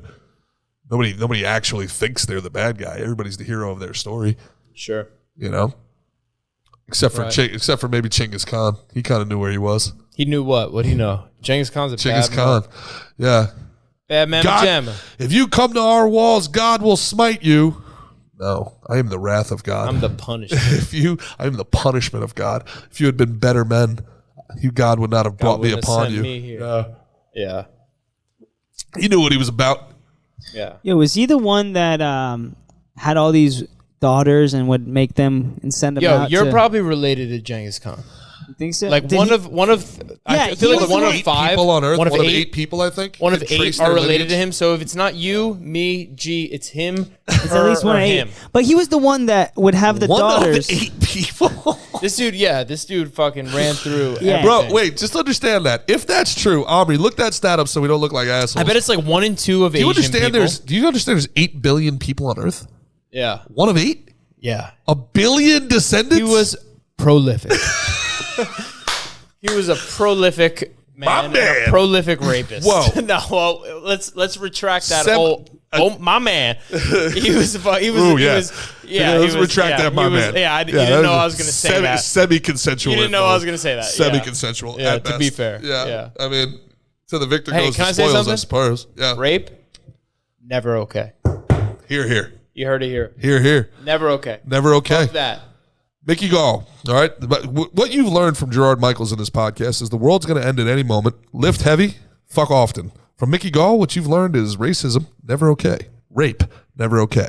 And the UFC is scripted. Hey, Ben, give me some of these future cryogenicists. Would you put your head in the box? I mean, here's the thing, bro. What's in the box, man? What's in the box? So, I don't know. Why not? You're dead. Like, yeah, I mean, why not? It's got to be so expensive, though. It's got to be so expensive. I'm gonna have enough paper to make my descendants pay the electricity bill. In that bitch. Yeah, but that's just running on gas. That electric's running. All on right, gas. all right. I'm gonna be. We're gonna pull back some layers here. One of my issues, like I came up Roman Catholic, You know, you do good, you die, you go to heaven. You don't, you go to hell. That's right. But my issue has always been, and I'm still like, you got to ponder on it. Who the fuck knows? Who knows? Mm-hmm. Who knows? Because anyone who's going to tell you straight, like, this is it definitively, I got to call question. Because you haven't been there. You haven't done it. Right? So you don't freeze believe yourself. in reincarnation then? Hold on, before you move forward. And you come back. Wait. Before you move forward, you don't believe in reincarnation? How would you get that answer out of what I just said? Because you haven't done it. But there's some people that believe I can't say I believe in it, but I can't rule it out either. So what I'm saying is, actually reincarnation was where I was going with this. Okay. What if you die, I get reincarnated, and then you snap me back? But you're in the brain. Can't imagine any life being much better than this one. But you know, what if I was being a little puppy dog, running around, sleeping on couches, running around, you know what I mean? Having a good time, chasing squirrels. I cared about chasing squirrels, and I'd bark at the birds. Walk around naked all the time. You know what I mean? Yeah. Sounds beautiful. Beautiful. Sounds like a great time. Then you fucking jack me out of that, and I'm back in some person's body and brain who's worse than this one. Fuck. You think you can make like requests? Like I can request to be like spun up Only in the the body? best. Only the best. With a functioning I will only metabolism. take the I want a best. functioning metabolism. All right. That's the only thing. That's it. All I want is a metabolism. Can I please have a functioning metabolism? You know, can we get some kind of check on the growth of my hair under my eyes and stuff? Like what? Oh, you get that Wolfman shit? Yeah, bad. You know, Yeah. like what? Like, do you think you could go like, you know? I don't want to be spun up unless I can have at least an 80% chance of abs next time. Spin 80%? Me back up. I want an 80% chance of abs next time. Well, listen, bro. Without doing any of the hard work, necessary to do it. I have told you guys this before, but I'm going to tell you again. You, Omri, you can tap into whatever part of your DNA you want. Mm-hmm. Did you know, statistically, if you ran, hey, motherfucker, when's the last time you ran? If you ran, I got a torn Achilles. Why are you bringing that up? Why are you making fun of the disabled? I don't run. The last time I ran's been a minute too. But if you did that, had you done that at different times, your abdominal 80% of abs. That's bullshit. You got to do things to make things happen. You could tap into any part of your DNA. Look, nonsense. We've been alive for how many years? G, our ancestry. Nonsense. How long is our answer my question? Don't sidebar. Ben. How long is our cheetahs run all the time? Bitch, Show me one picture of a cheetah with abs. Pull up one picture of a cheetah with abs. How long would you estimate our ancestors have been alive? 300, 400,000 years, I guess. 300, 400. I would say about 400,000 years. Yep. So we've kept that bloodline alive. Mm-hmm. You don't think one dude had abs in your thing? You think it's all just what you get? No, it's what you do what you get. I think abs were a sign you were about to die back then. No. No, emaciation is very different. Emaciation is different. You could be big in like a vanilla gorilla like yourself. Yes. With a six pack. Yeah. You could. Okay. I remember my dad used to be like, spin me back up then. Spin you back up? Spin me back up then. That's what you want. Yeah. Vanilla gorilla with abs. Spin them up. It can happen, bro. I hear you. I've seen them. I'm telling you. I get it. Yeah. But yeah, Mick, I just wanted to say that I started training martial arts when I was 3, and I've been punched by people taller than me since I was 4, and that didn't make me get taller. There you go, brother. It doesn't. You weren't trying hard enough, Omri. Clearly. But you know what? They have some real interesting technology coming down. This Neuralink thing may be able to like tap into the DNA and like actually like hack the human brain. His head movement should have got slicker. You should have been able to get inside. Oh, there's you guys are far off. And you know what? This is a defeatist You know what Napoleon mentality. Hill said? Yeah, he's like, the people who focus this way, gonna stay losing. Mm-hmm. Focus elsewhere, you're gonna stay winning. I hear you. I'm telling you. Switch your thoughts Absolutely. Napoleon Hill also famously said, "Never take no for an answer." Correct? You think that? I can't speak on that. Do you think that was bad advice for Bill Cosby? I don't think Bill Cosby got to that point. I do, but you know. I don't think that was a Cosby.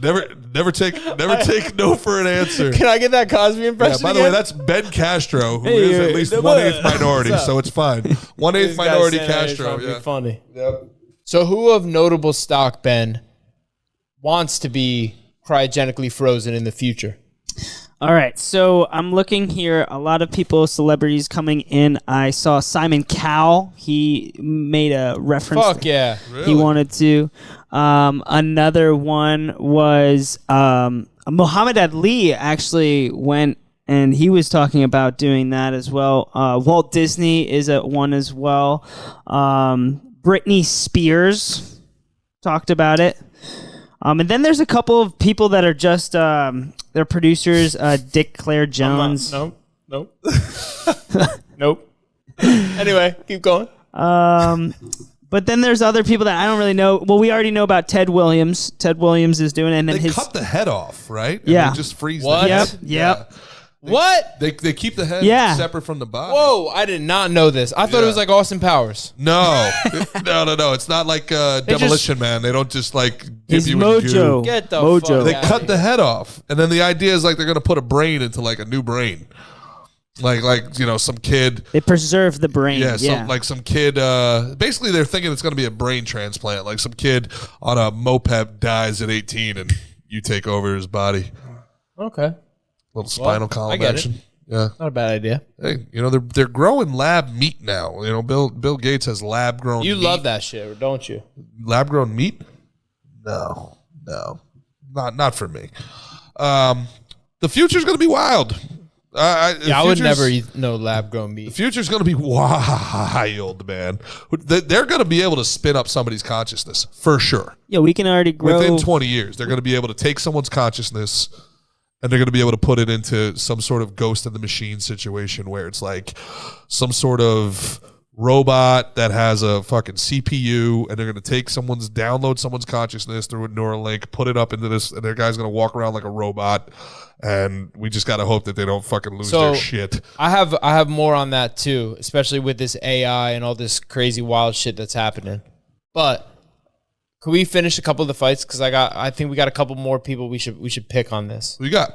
I know Ian Machado Gary, Hey. the new daddy. Yep. Ian Machado Gary, the new daddy. Beautiful baby. He's fighting Keenan Song. Okay. I would say put as much. You can maybe mortgage your house. On Gary? Yeah, I think Ian wins. Put some shekels on Gary. Put some checks on Gary. Confident young lad. Yeah, good kid. Says nobody in Ireland since top of the morning. We got to get Gary on here. Yeah, we can get him on. Maybe we'd probably have to get him on Monday if we're gonna. But we'll get him after the fight, I think. But what else we got? We got Cody Garbrandt. Could you pull up the card, please? So I think Cody Garbrandt versus Turvin Jones. I don't know so much about Jones. Omri, you know about Jones? I know I've heard of him. I know he's been around for a minute. Who are some of the guys he's fought? I'm getting on it now. I like Cody too. Cody's a real one. People like to talk, but Cody's a real one, man.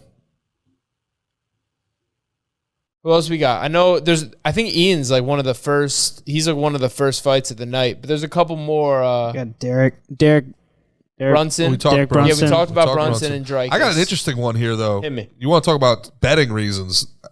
The UFC is apparently already in talks for a Jones Miocic fight in July. So, I mean, things happen. Sounds like you might want to put your money where Mickey's. Things happen. But maybe John Jones. Maybe the matchmakers think John Jones might be in for a dub. It looks like if you're already talking about a July fight. Man. Yeah, give him a July fight versus Stipe. All right, so Trevin Jones. Stipe, I'm sorry, 1 second, Omri. Stipe, borderline MMA GOAT.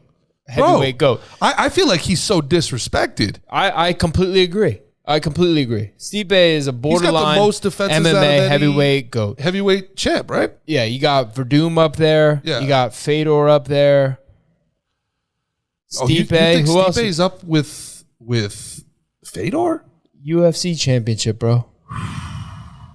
In an admittedly down time in the heavyweight history, kind of that Tyson argument a little bit. But, I mean, shit. A lot of title defenses, man. Stipe, bro. A lot of title defenses. People are sleep-a-ing on Stipe. The land. From the land. Yeah. Bro, I'll tell you. So college baseball player, Mick. I fought on the card, I think when he first defended his belt.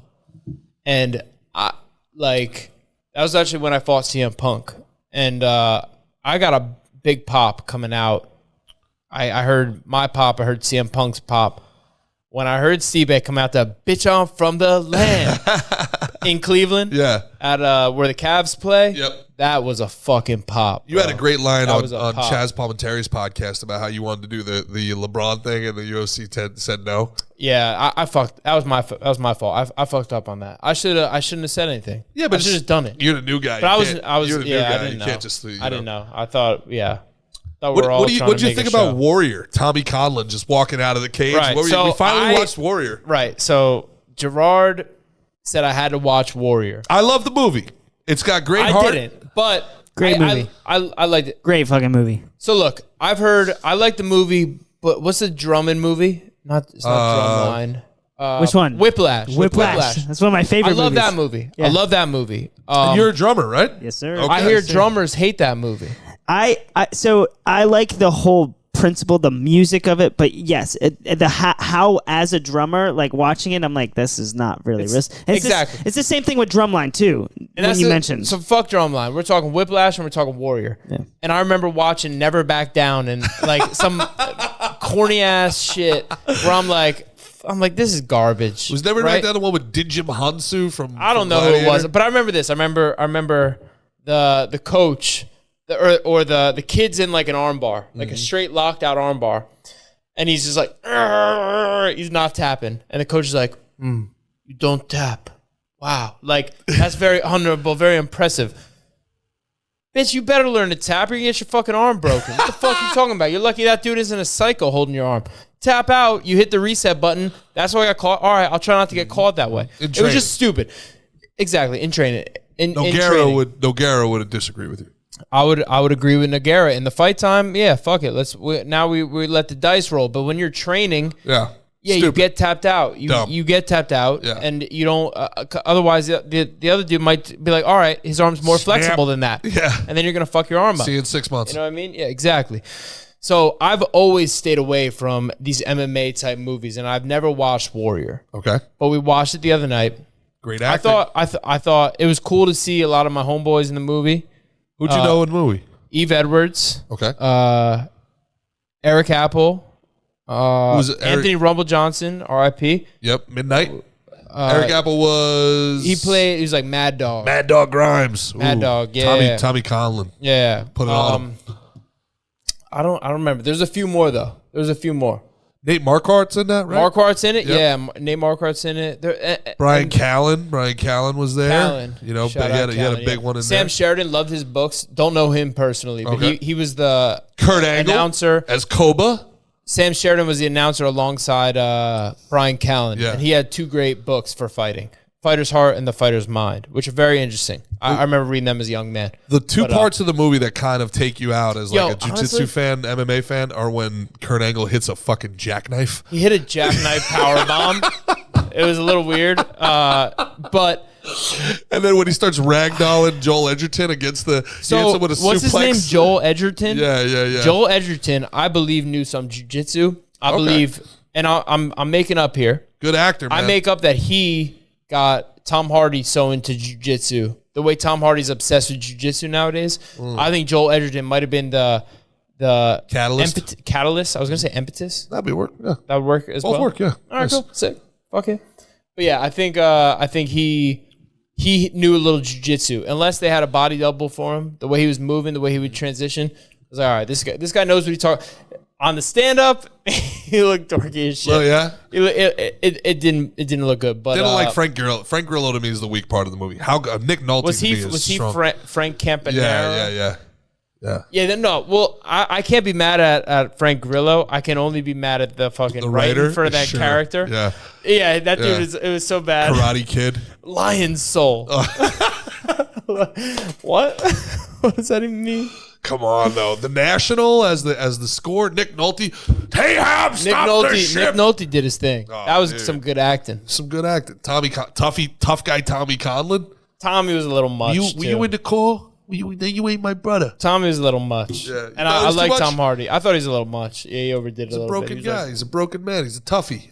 Yeah, it was too much. I was happy Homeboy won. I wish they could have shown him giving his brother a mill, giving his pops a little scuttle. Yeah, throw him a little scuttle, you know. A little 1-2 scuttle for you. Yeah, you should have. I want to talk real quick. No. Well, I mean, you know, I wanted to know. Now, you were telling us off air, Ben, that you once had a very interesting gig. Yes. Yeah. Let's talk about this for a minute or 10. A minute or 10. 10 minutes. We can definitely get into this. So I used to be a bellman. There's no such thing as a bellman. No, you're a bellboy. Not a bellboy. You're a bellboy. No, it's a bellman. I'm not a bellboy. I'm a bellman. Hey, I'm the bellman. How can I help you? You can say you're a flight attendant all you want, but we know you're a student. Like there's a mailman and there's a bellman. Yeah. There's certain words that we just we turn it into we quickly go by like bellman. Oh, yeah. Not a bellman. I'm a master of the custodial arts. Or a janitor if you want to be a dick about it. You ready? I'll be checking you in, but I'll be checking you out, baby. Oh. So you're a bellman. Yep. You're a bellman. I'm a bellman, and I'm working at this... Bellman. Yeah, I'm a Ben the Bellman. Just call me Ben the Bellman. I'll be checking you in, but I'll be checking Benny you Bellboy out. would have been too much. Yeah, that would have been. I would alliteration. Carry a bell around. Yeah, right.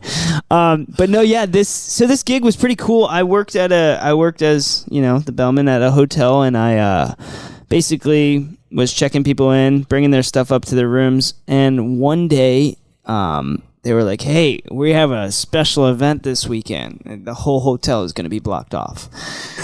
And I was like, okay. And they're like, yeah, you got to sign some papers. You're going to see some nudity.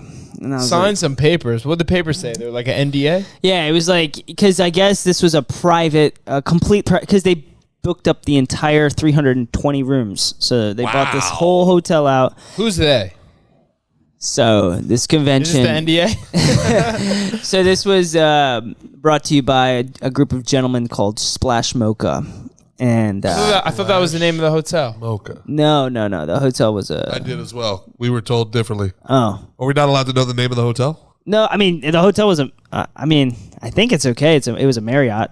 Wow. Yeah, it was a 320 at the Marriott. rooms? We'll be lucky we can find a spot next to you. So this group called Splash Mocha. It was a group of... It's provocative. It gets the people going. Yeah, fuck yeah. It was a group of probably about 30 guys that were... Guys. 30 men that were about... Bell men. 6'8" and over. They were huge, massive black guys. Whoa, that makes a lot more sense now. Wait. They splashed this party with some mocha. There you go. 6'8". What is this, like fucking... Does the NBA retirees? Does the NBA PA put this on? Are they missing someone?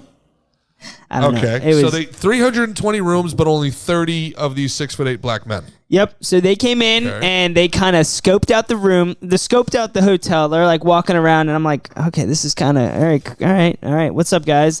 Very nice guys. They were just I mean, they would be nice for what's about to happen for them. Basically, it was a swingers convention, giant hotel, flustered, big ass swingers convention where these massive black guys just go fuck all these. I don't even know how. Like, are they women? What are they? Yes, I don't women. know. I'm sorry, women. But like, they're all married. They're all married, and they're all coming in with their small ass little. They are coming in. There's a lot. Again, we're talking about the perversions. There's a lot of guys who are into married people. All married couples. Yes. So actually, I didn't even tell you guys the detail. You had to put a band on when you walked in. They had colored bands. Because bands will make her Let dance. them hit the bando. Yeah. So it was like couple bands, like looking for other couples to switch. then there was one where you just want to get. There was one where they had color coded. Yeah. Fucking color coded. What's the word I'm looking for here? Consension. Yeah, yeah. We had what's color? You were consensual by color. So it was like, if I got an orange band on, you can have sex with my wife. If you have a blue band on, you can have sex with my wife. But I get to watch. Yep. You got. Yep. Exactly. No. Really? Exactly. Oh boy. Exactly. Oh boy. They had the rainbow one, What's the which was dude to chick ratio at this thing, Ben? I'll be honest with you. Well, you had the 25 guys, so there was more. But there was. Ben, if you were ever not honest, I'd be heartbroken. I will always be honest with you. Thank you. There were actually a lot of women there. A lot of women were coming there. I would say Attractive women. I mean, it has to be 50-50 if it's married couples, right? That's what I'm thinking. It's 2023, Omri. Open your mind, would you? God damn it. What do you mean? Yeah, people of any sort of gender can marry these days. It's a zoo. Wow. the women that were coming in were very dolled up. By the way, They were dialed up. like Yeah, they had, not women who want to get fucked by giant black guys. Those are still the same kind of women they were 10 years ago. This is this is a calendar thing. This is not something that you're like bored on a Thursday being like, what do you want to do this weekend, babe? This is something these people had pinned in their calendar 100%. For a year. And so there's a 320 room swinger party. So I have to guess there's about 600 people then. Easily. It was a convention center too. I forgot to mention that. It was a convention center. So in the convention center, they laid down. They had rooms. They had the ballroom. The main ballroom had 150 mattresses just laid across. No way. That's hilarious. Way. God bless America. Let me ask a question. They brought and one thing they did. Sheets? What are we doing? Roughing it here? It's the Marriott. What do we do with these shit? No, they provided the sheets. They provided the sheets and the mattresses, guys. It's the Marriott's like, It's only the finest, but they got points. So Splash Mocha, right? God. I said that name correctly? Yeah, you did. Yeah, you did. So are they just like some hired dicks?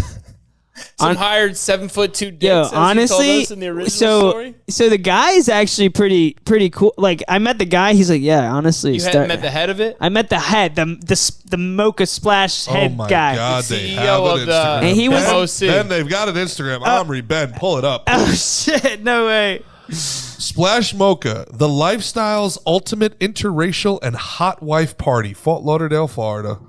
The next one is August 15th through the 18th. Yo, they're working on a cruise. August? Cruise. We gotta wait that long?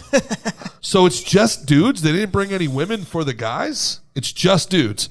So some guy somewhere was like, I got a business idea. Hear me out. I'm just going to get a bunch of my friends together. We're going to get a good group rate at a Marriott, and we're going to get all these guys to come in and let us bang their wives. Do I have any investors? Any takers? He told me he started off in his house, just having people come over. That's some wild shit because most people is like their worst nightmare is like someone to bang their chick. Look at that advertisement. I don't want that. I would feel like most people's like worst nightmare. And then meanwhile, there's people out there, and they call them cuckolds. You know that bunny ears? Like if you do this to someone, Yeah. that's called cuckold's horns. Really? So like originally they would do that in the old days, do like this, like I'm fucking his wife. No Yeah. way. What? Yeah, like you'd stand next to someone and you'd be like, do Dude. that little thing. So that we called it bunny ears. Little kids do that shit. That's called cuckold's horns. Look that shit up. Oh my So it's God. basically saying I'm fucking his wife, or I know someone who's fucking this dude's getting his wife fucked. But a cuckold, that's some people's worst nightmare. But meanwhile, it's other people's kink. What? Dude. That's how crazy this world is, bro. It's crazy. I don't like. All right, so I got a guy I played with that actually gets like flown out to Vegas for this one girl, I guess, or used to. I fell out of touch with him. This one girl, or this one girl and her husband. Yeah, and that's the thing though. Yeah, so that's not this one girl. He gets paid, but the husband gets to watch. Oh, he gets paid though. How much he get paid? Not cheap. Not cheap, dude. All right, that's some player shit. City boys up. Yeah, dude. I don't know, man. No, I don't know. I feel like it's a little. Let me tell you how insecure I am. Could I ever be a cuck? I couldn't even watch baseball games after I got cut. Like people would know I was a baseball player. Like, hey, you want to go to a game? I got us tickets. I'm like, what? You want me to sit and watch people fucking do what I love? Do what I love. Like, you want people who are better at doing what I love? You want me to watch younger, better looking fucking studs? People that are better at this than I was? Why don't we go find your ex-wife and I'll go find two 23-year-old Dominicans to fuck her in front of you and we'll eat popcorn and drink beer. It'll be a lot of fun. Yeah. Yeah, I don't like it. I don't blame you. That's wild. This world's great. Yeah. So stay tuned to the cruise. So what happened? Did you end up having to go slang some dick up in this swingers party or what? No. I mean, I feel like you're lying the way you're like, no. Well, so I got asked. How old were you again? I was 18. 18. Right. How old were you and lost your virginity? 15, I think. All right, that's some player shit. Yeah. I will tell you this. What's up? Virginity? How old? 15. Yeah. Sophomore year. Yeah. Some player shit. Not really. I just didn't want to be a virgin anymore. So I was like, this girl wanted to bang me. I was like, yeah, I just need to not be a virgin anymore. Nice. Yeah. Feel y'all. I will tell you this. There was a Marriott van. I was 8. Oh, you were 8? 8 years old? Yeah, bro. 8 years old. The woman, 32. It is what it is, man. Nah, continue, Ben. So there was this Marriott van that I was able to shuttle people in the van. And this woman, I will never forget this. I drove her to the CVS and she said, I don't have any money to tip you. I'll suck your dick though. Whoa. And I said, Ben's has some cool jobs. I said, okay. And went with it. Good for you. I literally let her. Good for you. I was like, Went with it. yeah. I was 18 years. Guys, I moved here from Maryland. I lost about What are 80 you, pounds. Pussy? Yeah. Yeah, no, I was like, I had a girlfriend for like 4.5 years, all my high school. I changed my whole life when I moved down to Florida, and I was like, Florida's great, isn't it? I was like, fuck yeah, like Florida's great. some lady asking me to fucking blow me on a Yeah, for a ride that I was gonna do anyway. yeah, exactly. This is why I only Uber drive around methadone clinics, guys. I know. It's where the getting's good. I don't know about a cuck thing though. It makes me feel weird. I don't know, man. I've heard some stories. It makes me feel weird. I'll tell you what else makes me feel weird. The sugar daddy thing. I got a friend of mine that pays these girls just to be like, go out to dinner with them. Doesn't even bang them. Yeah, I don't know. I can't speak on that. It sounds like some bitch ass shit, but at the same time, I can't be in their shoes. Where if there's people who, you know what I mean, like they're alone, they're lonely, there's different things going on. Maybe they're good at certain business that gives them an income that they could do this, and you know what I mean? They look cool. Yeah, I remember hearing a story about some dude who like stutters, so he would like pay like hookers just to go out to dinner and have a conversation with them.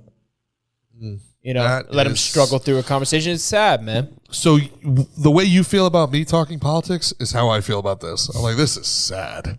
This saddens me deeply. These men line up to have their wives fucked by strangers. Sad. Let's talk about geopolitics. You want to talk geopolitics now? Yeah. Now, how is that going to cheer you up? This saddens me deeply. How's that going to cheer you up, do you think, are these guys, is it like a homoerotic thing? Are they repressed homosexuals, do you think? Are they bi? The guys who are watching their wives get banged out. All right. I think it's like a weird kink. Like, why is someone into feet? Why is someone into whatever the fuck I've learned a lot from the foot fetish people who have abused my DMs, especially after OnlyFans, where they're like, the feet is somehow the part of the brain that interprets genitalia as sexual, interprets the feet, and it's like very closer. I don't fucking know. Apparently that's the idea. I didn't look much deeper into it. I find feet disgusting personally, and I find the people who find feet attractive disgusting. But I mean, I know you're trying to talk yourself into feet. I wish I was into feet. You're talking yourself into them. You're getting close. I can't wait to be into feet. You're trying.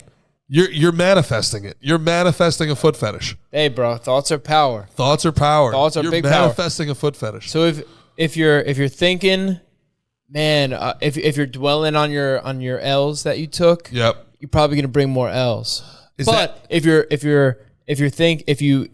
all losses, all adversity is a seed of victory.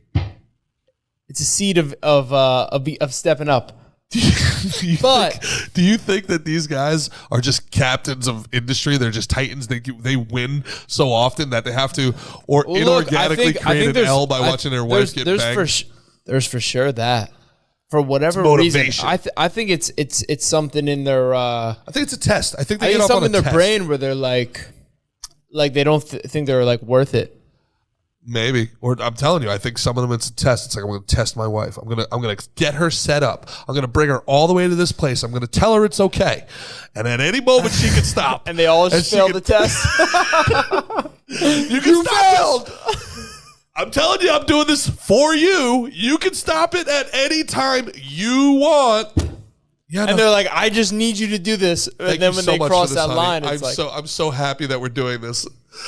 That's the woman or the guy talking? Yeah, that's the woman. And the guy's like, we don't have to. But I know you love this, and I love you. I'm proving I love you. We don't have to do this. But I just want to let you know that we did. Like, I was into it. But I understand if you're having second thoughts here at the last minute. Nah, this is sweet. I understand if you're having second thoughts. Nah, this is sweet. You're a little, yeah. Please have at least 1 second thought. Just one. Just 1 second thought. Please be like, my husband won't like this. Nah, I know. I have friends who have been propositioned by, and I don't know. They've been propositioned by couples where they're like, hey, what's up? We in Vegas. We having a good time. You and your friends want to fuck my wife? Ooh. And then a couple of them are like, man. And a couple of them are like, all right. I feel like I know who it is. You know exactly who it is. Shout out. So anyway, Richie P goes up to the room.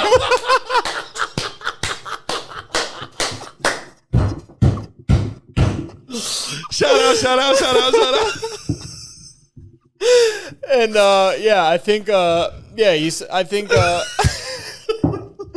I think the story goes like this one of his homeboy. Under no circumstances does this get cut. Anyway, well, I think one of his homeboys starts like hooking up, like laying pipe to the chick, and then he like tapped out at some point. Yeah. And then Richie P goes in there, and I just said it again. God.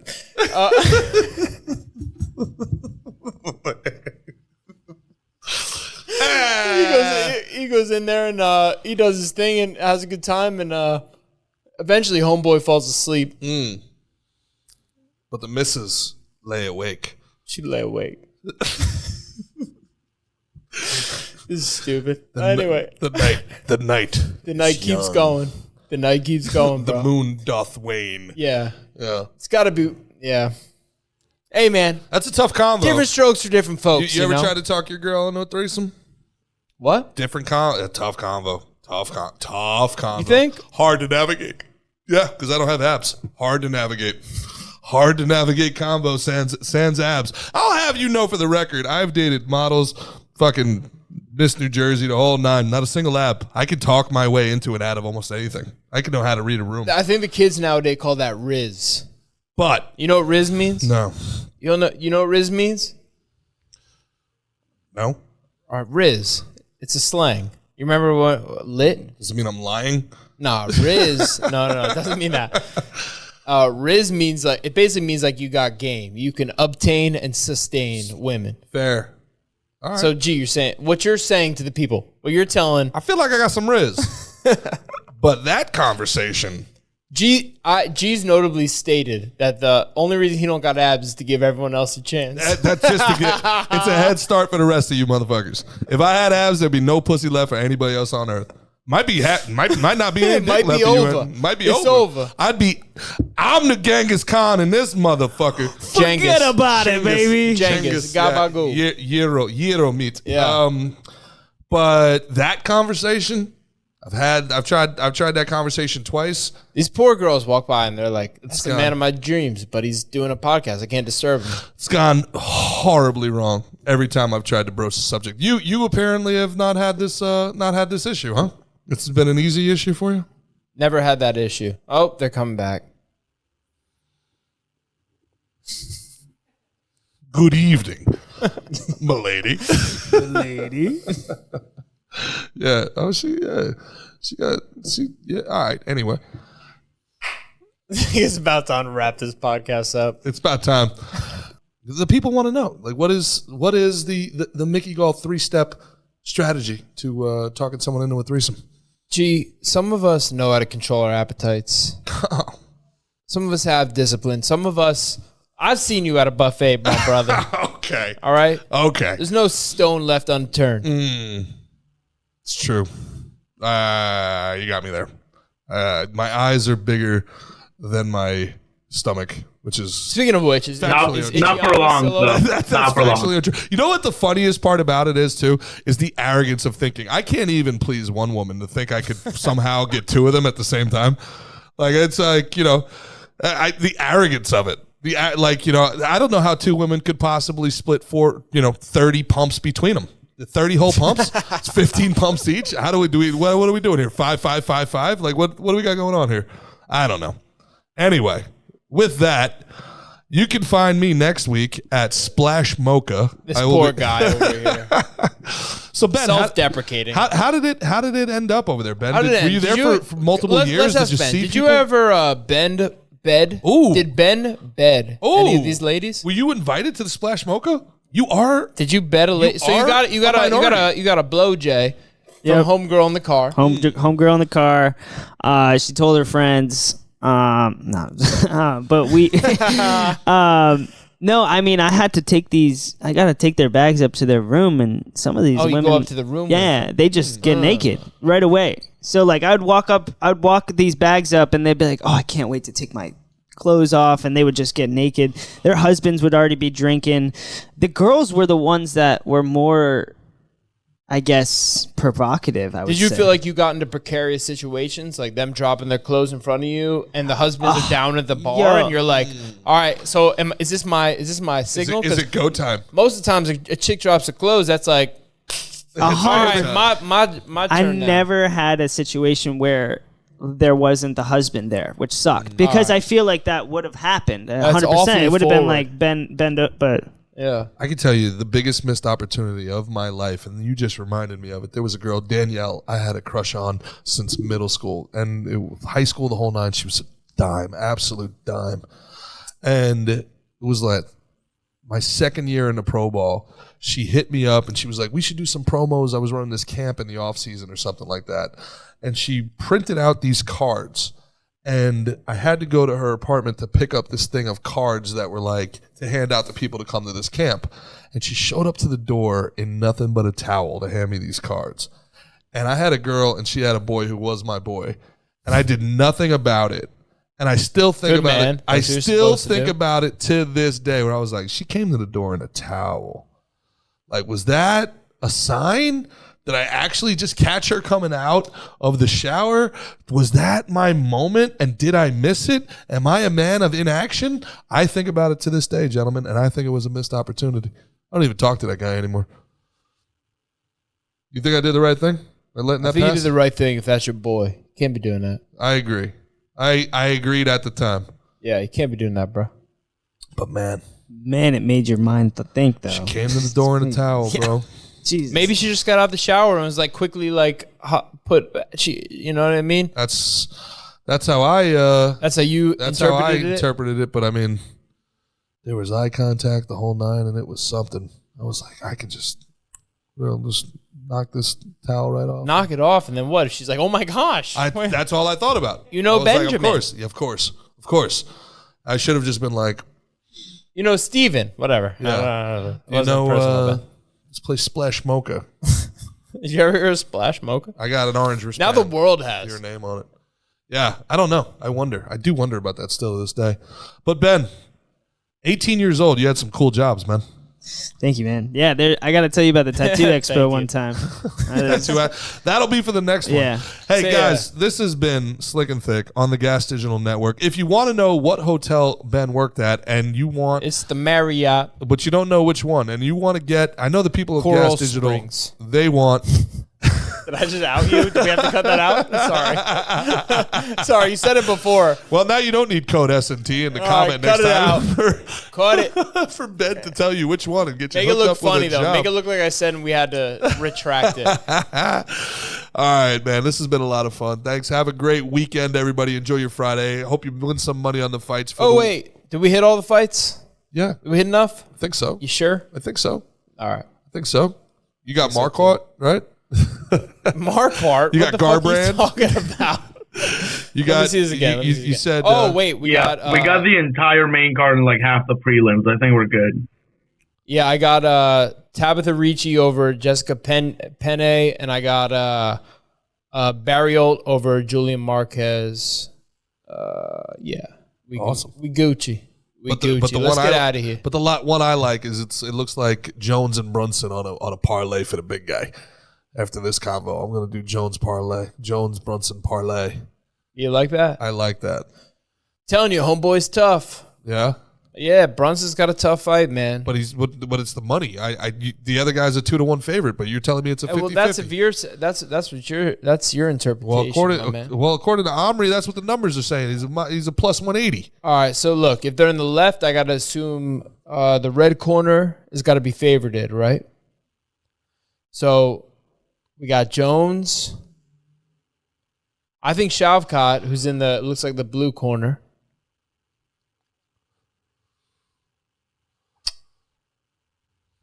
Yeah, I ain't even right because we got Amanda Rebus, we got a whole bunch of people. I think I'd put some money on Ian. Okay, Ian Gary, that's the other one. Ian. Yeah. So Ian Brunson. All right, so this is what we're gonna have to do. We're gonna have to track this for Monday's live. Omri, if hypothetically we do $100 parlay, Jones, Gary, Brunson, what would the people have won? All right. Yeah, we'll see. All right. We'll see on Monday. We'll track them on Monday. Guys, we'll see that on Monday. What else, Omri? You got anything else for us, dog? No, we don't have questions from the chat today, Mick. I meant from you, but okay. You want to take us out? You take us out. This has been Slick and Thick. Enjoy your weekend, everybody. Make sure to follow us on YouTube, Instagram, Apple, Spotify. They're going to hear this on Monday anyway. They're going to hear Monday before they hear this. I was talking to these people about the upcoming Monday. We're in the future. Oh, brother. The following? Yeah, we're going to do the following Monday. Oh, well, whatever. Ladies and gentlemen, that was the great Mickey Gall for Ben Castro. Omri, what's your last name? Hanya? How do you say it? Hananya. Omri Hananya, Ben Castro. I'm Gerard Michaels. Thanks for listening. We'll check you next week. Peace. Hey,